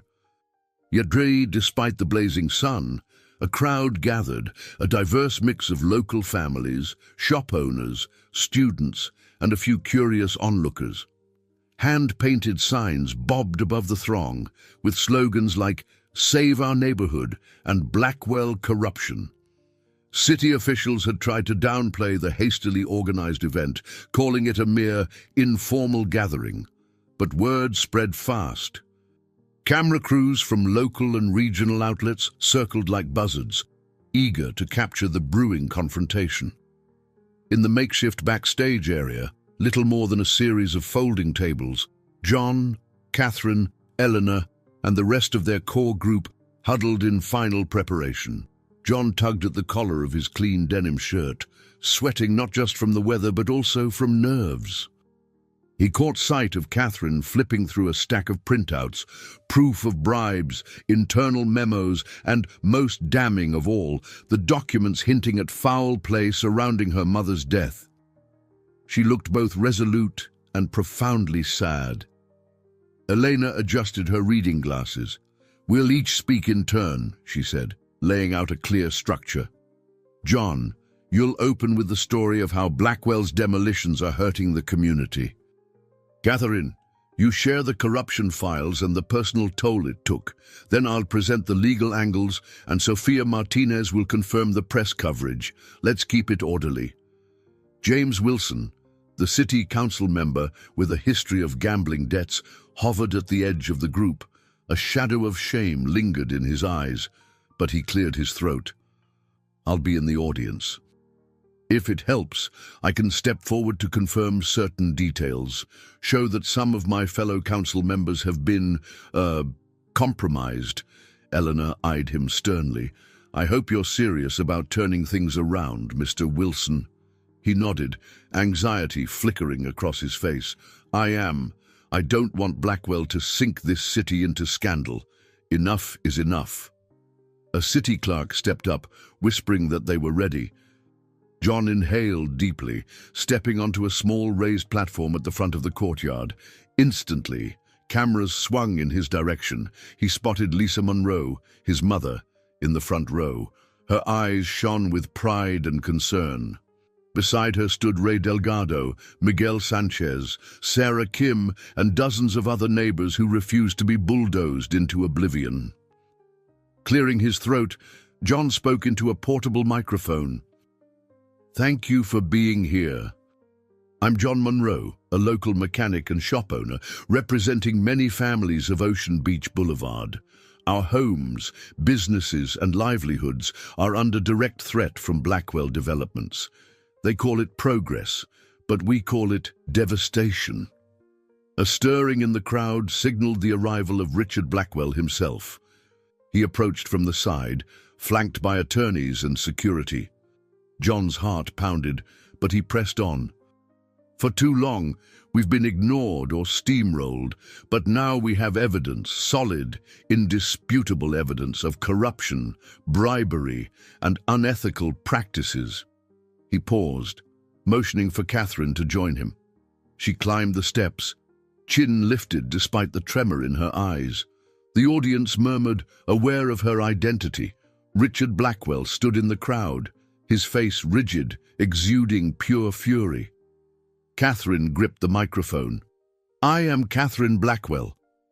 "Yes, that Blackwell. My father has used his power to silence anyone who stood in his way. He's bribed city officials, threatened locals, and even advanced demolitions before final permits were cleared. What's more—" She glanced at John, drawing courage from his steady presence. "He hid truths regarding my mother's death, Amanda Blackwell, when she tried to expose the unethical deals. We have the documents right here." An audible gasp rippled through the spectators. Cameras zoomed in, reporters whispering fervently into their microphones. Catherine handed a folder to Elena, who began distributing copies to the press. Richard seized his chance, stepping forward with a sneer. "This is absurd," he barked. "My daughter is misguided, confused.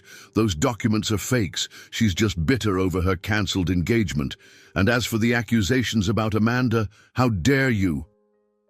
A hush fell, the tension so thick it was almost tangible. Catherine's voice wavered, but she didn't back down. "I wish it weren't true, but the files show exactly how you funded illegal payoffs. We have financial records, emails, even the plan to discreetly eliminate obstacles, like my mother." The crowd erupted in a flurry of questions and exclamations. Richard's lawyers tried to speak, but Elena held up a copy of a notarized memo. "These are authentic," Elena said. "And we expect a formal investigation to follow." James Wilson tentatively raised his hand from the audience. "I can confirm that pressure was applied to me and other council members. Blackwell developments threatened our reputations, our jobs, our families, if we didn't vote in favor of expedited development." With each revelation, the collective fury and disbelief in the courtyard mounted. Under the relentless glare of the cameras, Richard Blackwell's confident posture began to falter. Catherine's tears glistened, her hands trembling, but her words rang with the clarity of truth. Standing at her side, John silently marveled at her bravery. The city officials, who had once feigned ignorance, now found themselves cornered by the explosive evidence. Right there on the steps of City Hall, it became clear Blackwell had underestimated the resolve of a community united and of a daughter determined to finish what her mother started. Even after the tumultuous public showdown, John and Catherine found no peace. The makeshift press conference had been a preliminary victory. Local news channels ran segments highlighting the evidence, and city council members scrambled for damage control. But they both knew Richard Blackwell wouldn't surrender quietly. Night descended on the nearly deserted streets of Ocean Beach Boulevard, the street lamps casting long shadows. John's truck rumbled along the coastal road, where the ocean's dark expanse mirrored his unsettled thoughts. Catherine sat beside him, her face reflecting exhaustion mixed with grim resolve. She kept one hand tightly clasped around John's as they drove. They had just left a subdued, celebratory gathering at the community center, where neighbors discussed the next steps. Elena planned to file injunctions, while Sofia Martinez continued gathering statements for her investigative piece. Still, a layer of dread lingered in every conversation, fear that Richard might strike back hard. Suddenly, in the rearview mirror, John spotted familiar headlights, a sleek, black limousine closing in on them. His heart seized. "Catherine," he whispered, jaw tightening as the limo sped up, threatening to overtake them. She turned, eyes widening with alarm. "That's his car," she murmured, voice tight. "He must have followed us." John pressed on the gas, but the limo swerved, forcing him to brake. They came to a stop on a lonely stretch of road overlooking the water. tense silence preceded the car doors opening. Richard stepped out, the imposing figure of Marcus Reynolds at his side. Two other men, equally large, stood behind them. Fear coiled in John's gut, but he refused to show it. He stepped out of the truck, feeling Catherine's presence just behind him. The salty night air whipped around them, carrying the faint roar of the surf below. He faced the man who had loomed over their lives for weeks, Richard Blackwell, now stripped of his corporate veneer and revealing only raw anger. "You couldn't leave it alone, could you?" Richard spat, stepping closer. Moonlight etched the lines of rage on his face. "You humiliated me in front of the entire city." John held his ground. "You did that to yourself. We only exposed the truth." Richard ignored him, turning to Catherine. "You really choose this life, Catherine? This mechanic and his rundown garage over the wealth and comfort I provided?" His tone dripped with condescension. "I offered you everything, and you repay me by trying to destroy our family's legacy." Catherine's voice trembled, but she met his gaze. "Your legacy is built on lies and corruption. I won't be part of it anymore." For a moment, Richard's face flickered with something akin to hurt, but it vanished quickly. He signaled to one of his men, who stepped forward menacingly. John felt Catherine grip his arm in warning. "Richard," she said firmly, "whatever you're planning, it's over. The city's investigating.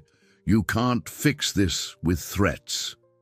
In the dim glow of the headlights, Richard's stern facade cracked. "You underestimate my reach," he hissed. "I can still leave this country with everything I need. I can vanish to an offshore sanctuary while you and your friends rot in legal battles." John clenched his fists, anger searing his chest. "So you'd just abandon the city you claimed to be improving? Abandon your daughter, too?" Richard's eyes narrowed. "She abandoned me first. If she wants to side with you, she'll learn how pointless that choice is. Once I'm gone, the city will turn on you. They'll blame you for lost jobs, missed developments, all because of your foolish community resistance."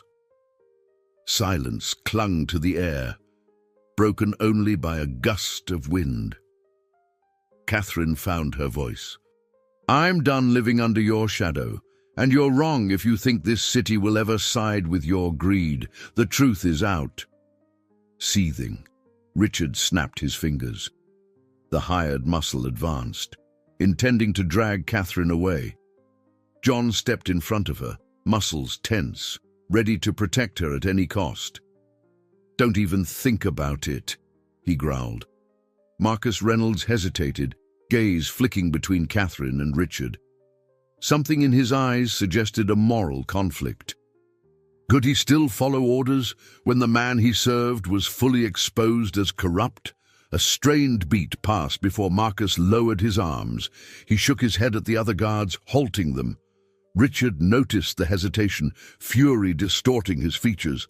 But in that moment, he seemed to realize he was outmatched, legally, morally, and now physically, as his own security faltered.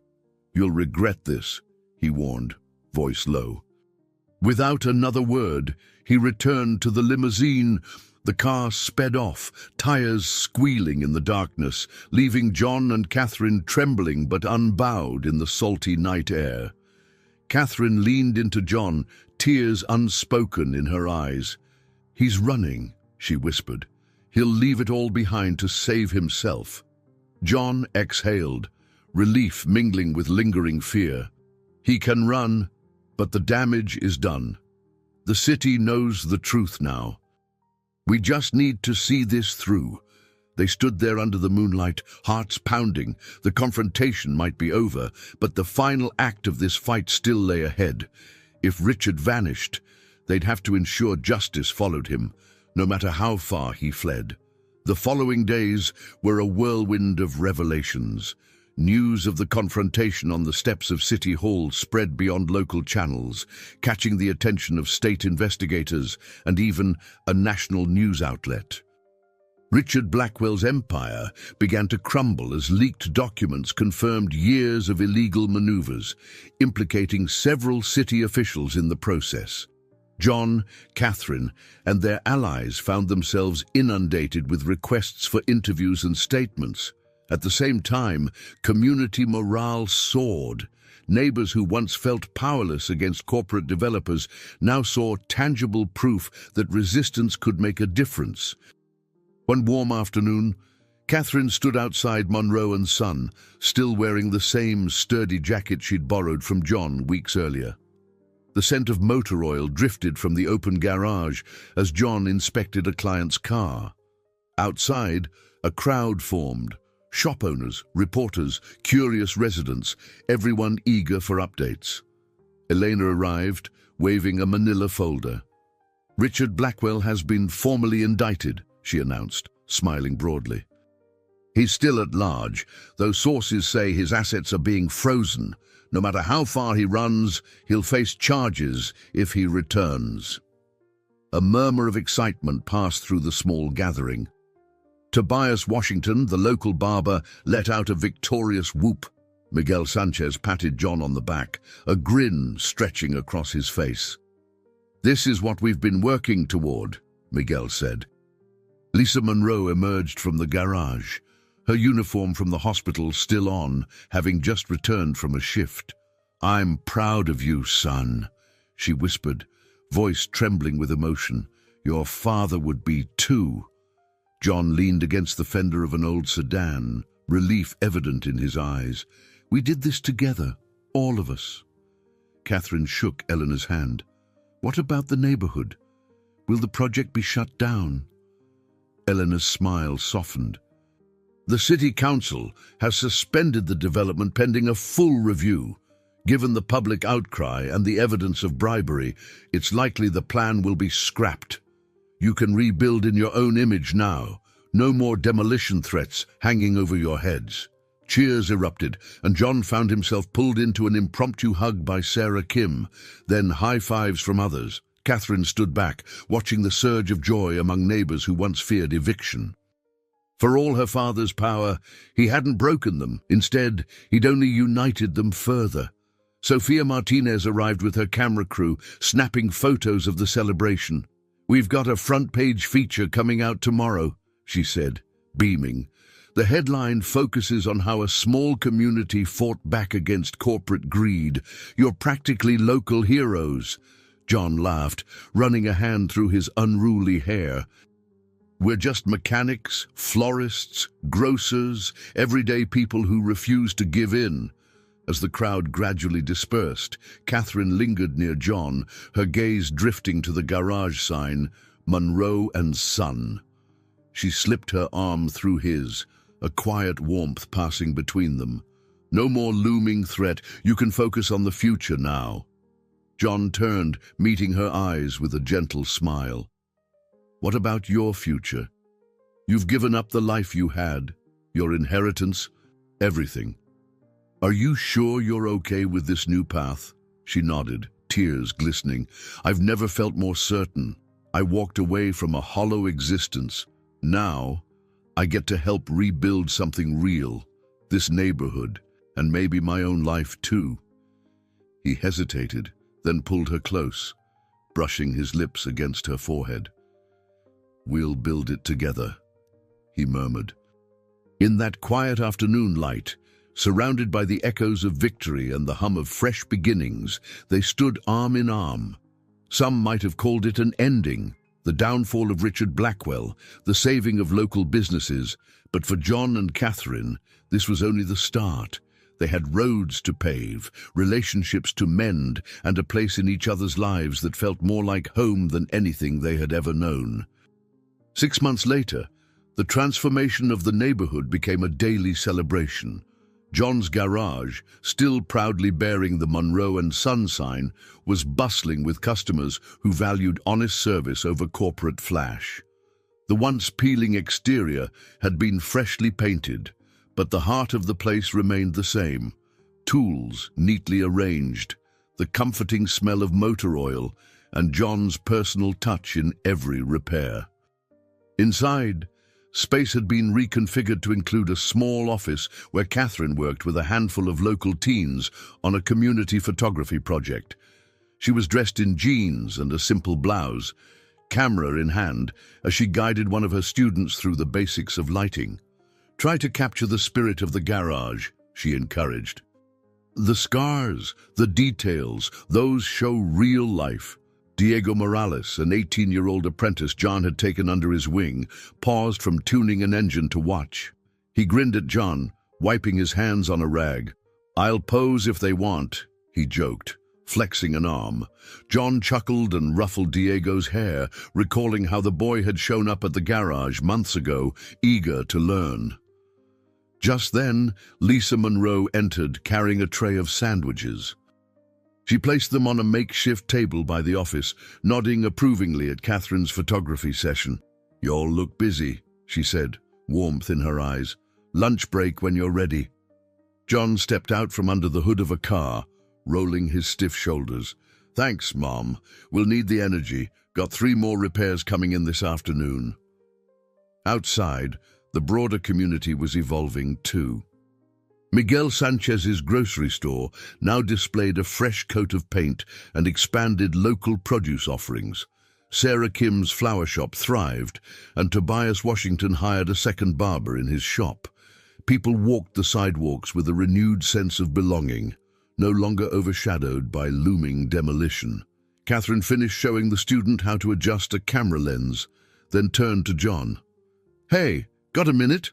she asked, setting the camera aside. Her eyes sparkled with both excitement and nerves. John wiped grease from his hands, nodding. "Sure." They stepped out into the sunshine, breathing in the salt-tinged breeze from the nearby ocean. Catherine took a small envelope from her back pocket. "This came yesterday.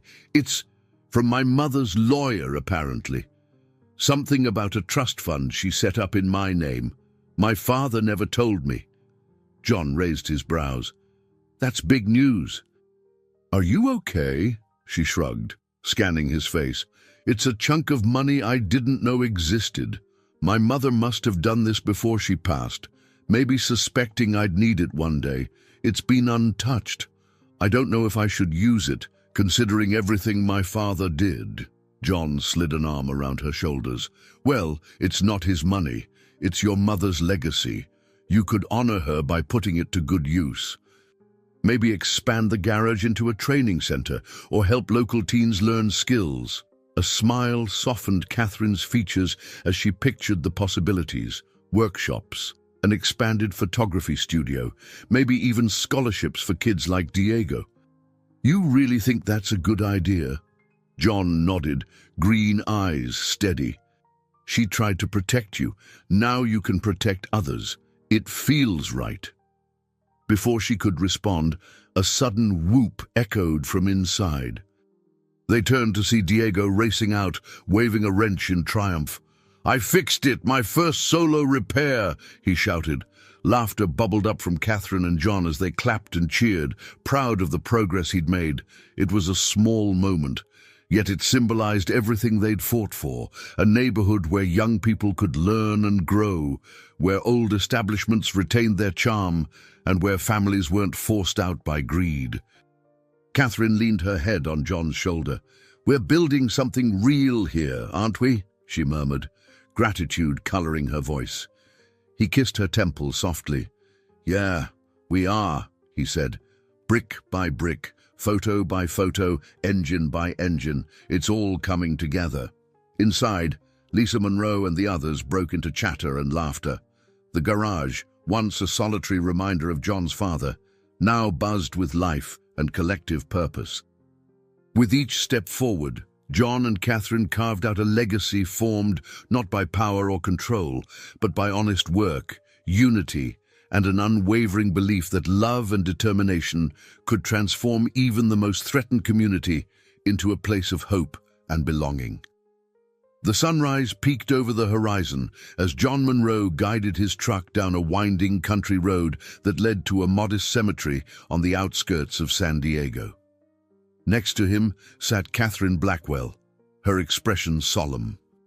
They had decided to visit the grave sites of their parents, seeking a kind of closure that neither had found while surviving the chaos of recent months. The air was crisp, dew sparkling on the nearby fields, as if nature itself offered them a gentle welcome. They parked beside a wrought-iron gate, its arches draped in ivy. John grabbed a small bouquet of daisies, his father's favorite, and Catherine held a single white rose for her mother. Walking across the soft grass, they soon reached William Monroe's headstone. The sight made John's heart tighten. It bore a simple inscription, "Beloved Father, Honest Mechanic, 1958-2018. He knelt, gently placing the daisies at the base. A swirl of memories took him back to days in the old garage, learning how to hold a wrench, grease an axle, lessons about integrity that extended well beyond car repairs. Catherine stood quietly at his side, resting a supportive hand on his shoulder. He whispered, "Dad, we did it. We saved the shop and more. I hope I've made you proud." Minutes later, they proceeded to another section of the cemetery. Here stood a more elaborate monument, Amanda Blackwell's resting place. The polished marble marker reflected the morning sun, hinting at the wealth that once surrounded her name. Catherine knelt, laying the rose on the stone. Unlike John, she had few childhood memories of carefree times with her mother. Amanda had died when Catherine was very young, leaving only a handful of photographs and vague recollections of a gentle smile and warm laugh. But in these last weeks, Catherine had discovered so much more, letters and documents revealing her mother's fierce sense of justice. Softly, she spoke, voice trembling, "Mom, I'm trying to finish what you started. The truths you wanted the world to see, I've shown them. I just wish I'd known you better." She brushed a stray tear from her cheek, her thoughts swirling with grief and a sense of triumph. Amanda's legacy had been tarnished by Richard's schemes, yet Catherine felt closer to her mother than ever before. John stood back, giving her space. He understood the depth of her emotions, remembering the damning evidence about Amanda's final days. In exposing Richard's crimes, Catherine had, in a way, honored her mother's mission. Now that Amanda's fight was revealed, Catherine could begin to heal.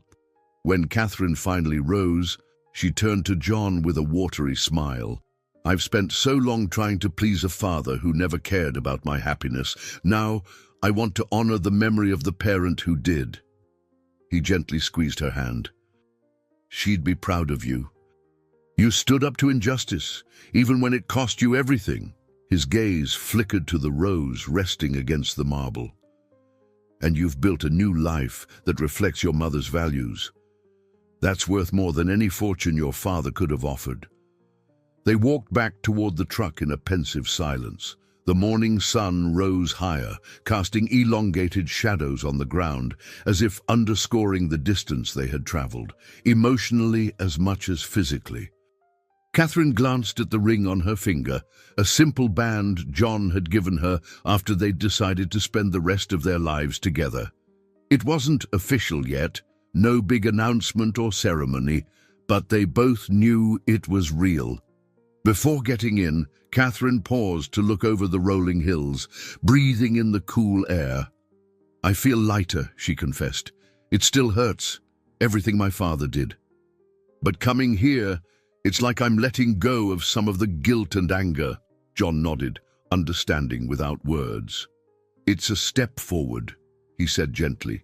"We can't erase the past, but we can face it, honor what was good, and let it guide us towards something better." They climbed into the truck, sharing a tender look that spoke of solidarity and hope. As the engine purred to life, they drove away from the cemetery, the memory of William Monroe and Amanda Blackwell lingering like a benediction over the path they had chosen. For the first time, both felt they were truly living according to the legacies of parents who, in their own ways, had taught them courage and compassion. A gentle breeze tugged at the ribbons tied around chairs in the newly renovated Ocean Beach Community Center. Sunlight poured through the tall windows, illuminating rows of guests dressed in cheerful pastels. A makeshift aisle, adorned with wildflowers from Sarah Kim's shop, led to a small wooden arch draped with gauzy white fabric. The sweet scent of salt air drifted in from the nearby coast, mixing with the soft hum of conversation. Today was John and Catherine's wedding day, a moment they had chosen to share with the entire neighborhood that had stood by them. Instead of a grand ballroom or a corporate event hall, they opted for the simple, welcoming space that had once hosted countless emergency meetings about the Blackwell threat. Now, the room felt transformed, no longer a place of worry, but one of pure celebration. Behind the scenes, Lisa Monroe fussed over last-minute details, wearing a pale blue dress that complemented her warm smile.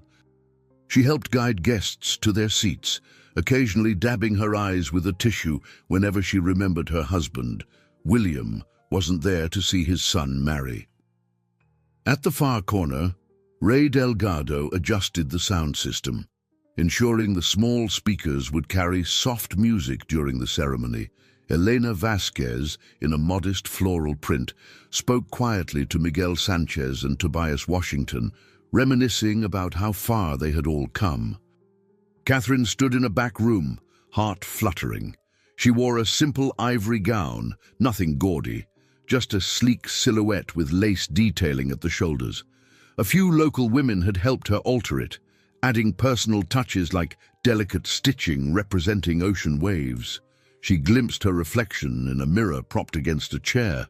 A year ago, she might have been in a designer dress, forced into a society wedding planned by her father. Now she felt fully herself, accompanied by genuine friends, about to marry a man she loved wholeheartedly. Sarah Kim entered, carrying a small bouquet of daisies, baby's breath, and soft pink roses. "Time to line up," she said with a grin, passing the bouquet to Catherine. In that moment, Catherine realized she wasn't nervous in the conventional sense. Her jitters were born of excitement rather than fear. She was ready to commit to a future she had actively chosen. In the main hall, John waited at the front, wearing a well-fitted charcoal suit that Lisa had helped pick out. Though he usually preferred jeans and oil-stained tees, today he stood with quiet confidence, his unruly hair tamed just enough.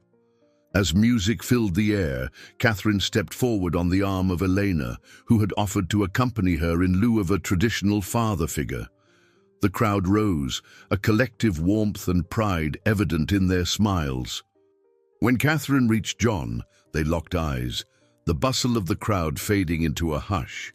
Elena, serving in an officiant role, began the ceremony with a gentle invocation about community and shared dreams. She spoke of how each person in the room had contributed to the couple's journey, from staving off demolition to forging alliances that toppled corruption. The entire neighborhood, in essence, had nurtured John and Catherine's love. John cleared his throat, voice thick with emotion.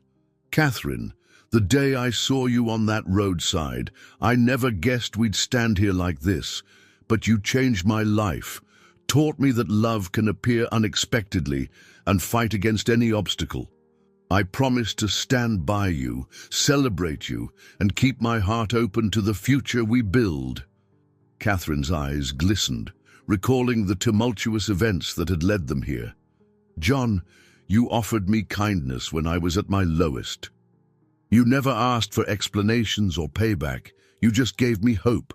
I promise to love you honestly and fiercely, to share in your dreams and stand beside you as we continue to grow." Elena guided them to exchange simple gold bands, each made from recycled metal, a nod to the values they held dear. When she pronounced them husband and wife, applause and cheers erupted, echoing joyfully in the high-ceilinged hall.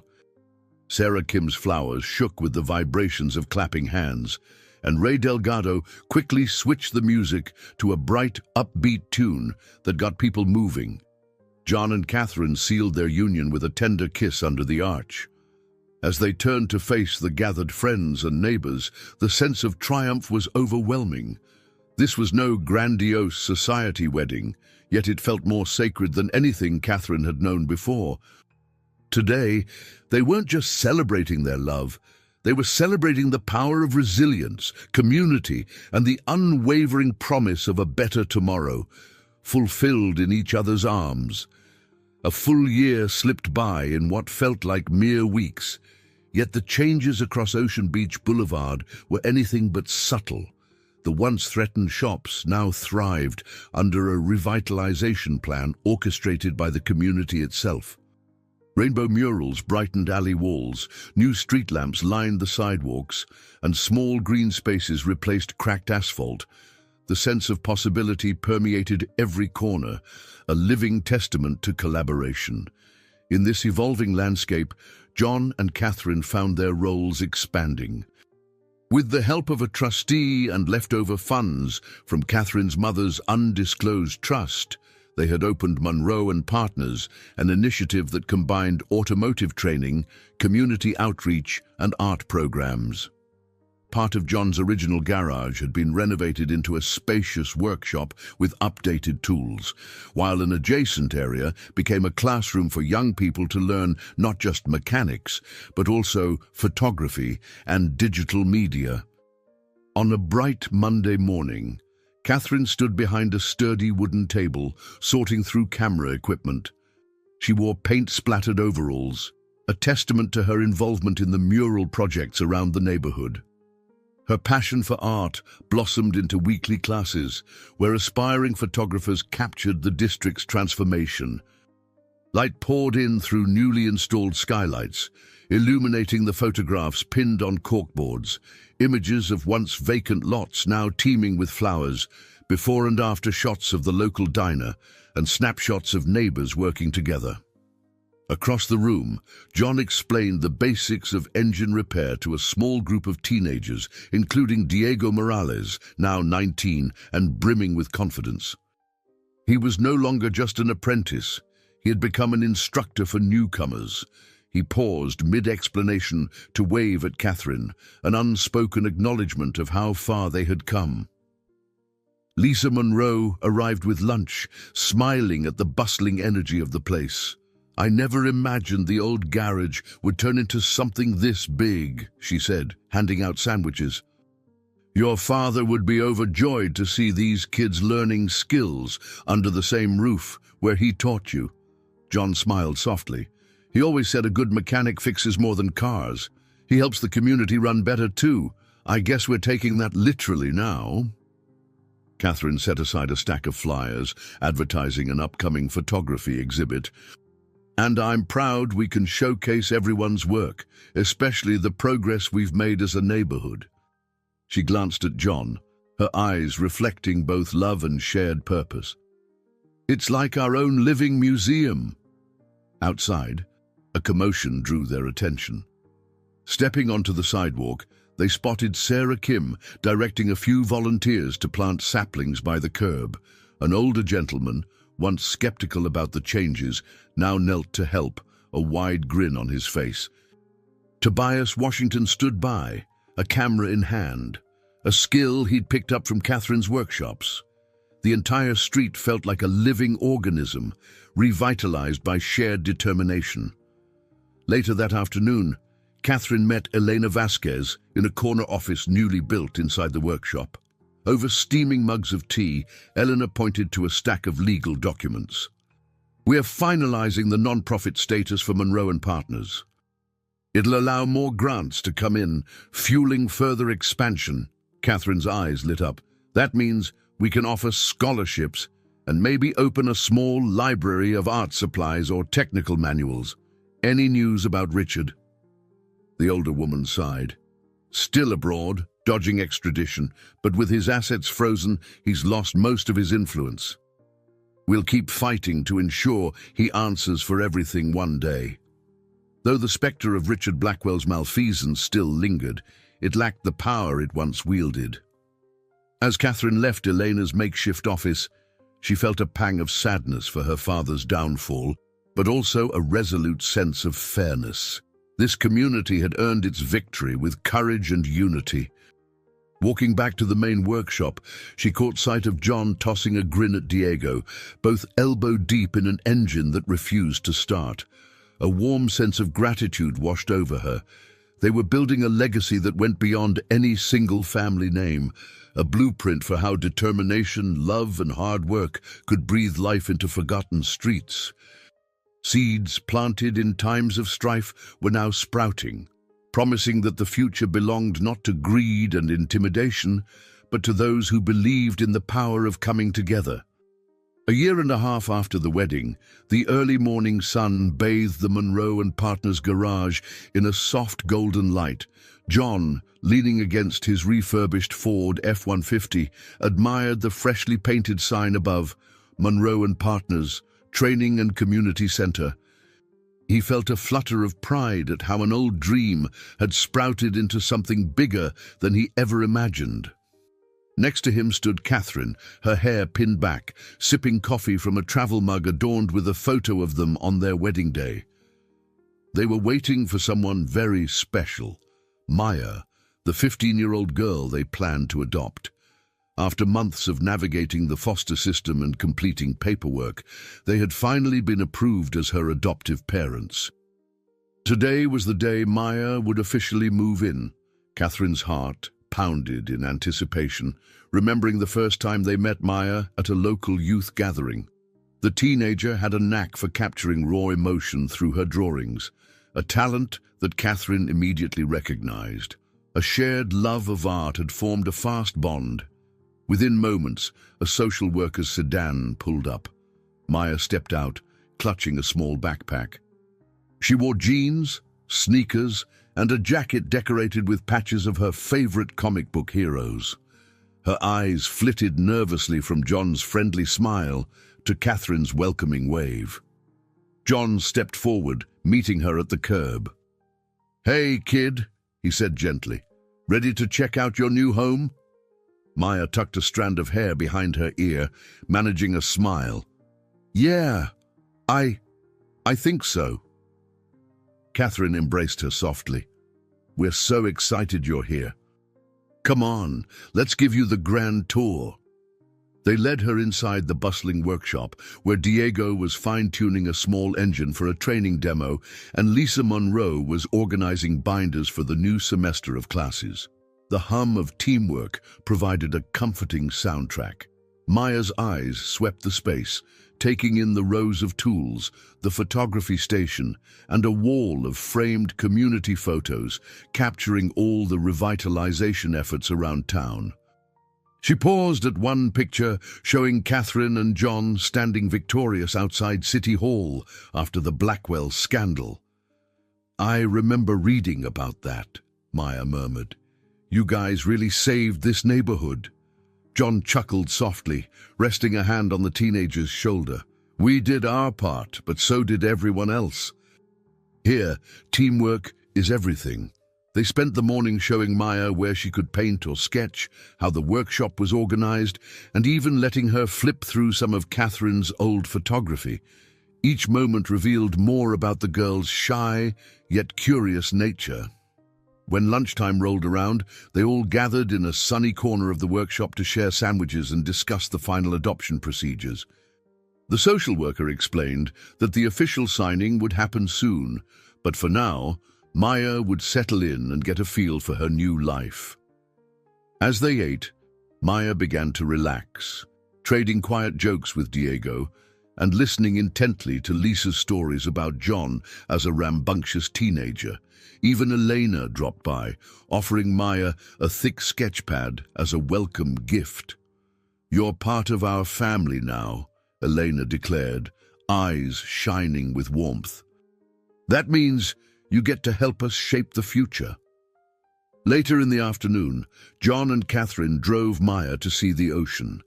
Parking at the same lookout where they'd once stood on a stormy night, the trio gazed out at the vast expanse. Soft waves lapped the shore, sparkling under the sun. Maya pressed her palms against the metal railing, awe lighting her face. "It's beautiful," she whispered, a fragile wonder in her voice. Catherine slipped an arm around her. "We want to share everything with you, this place, our home, our work. You can explore your art, learn mechanical skills, or anything else you dream up." John's heart swelled. "We don't expect this to be easy all the time, but we're here for you, always." Maya looked from the ocean's horizon back to her new parents, a glimmer of tears in her eyes. "I never expected.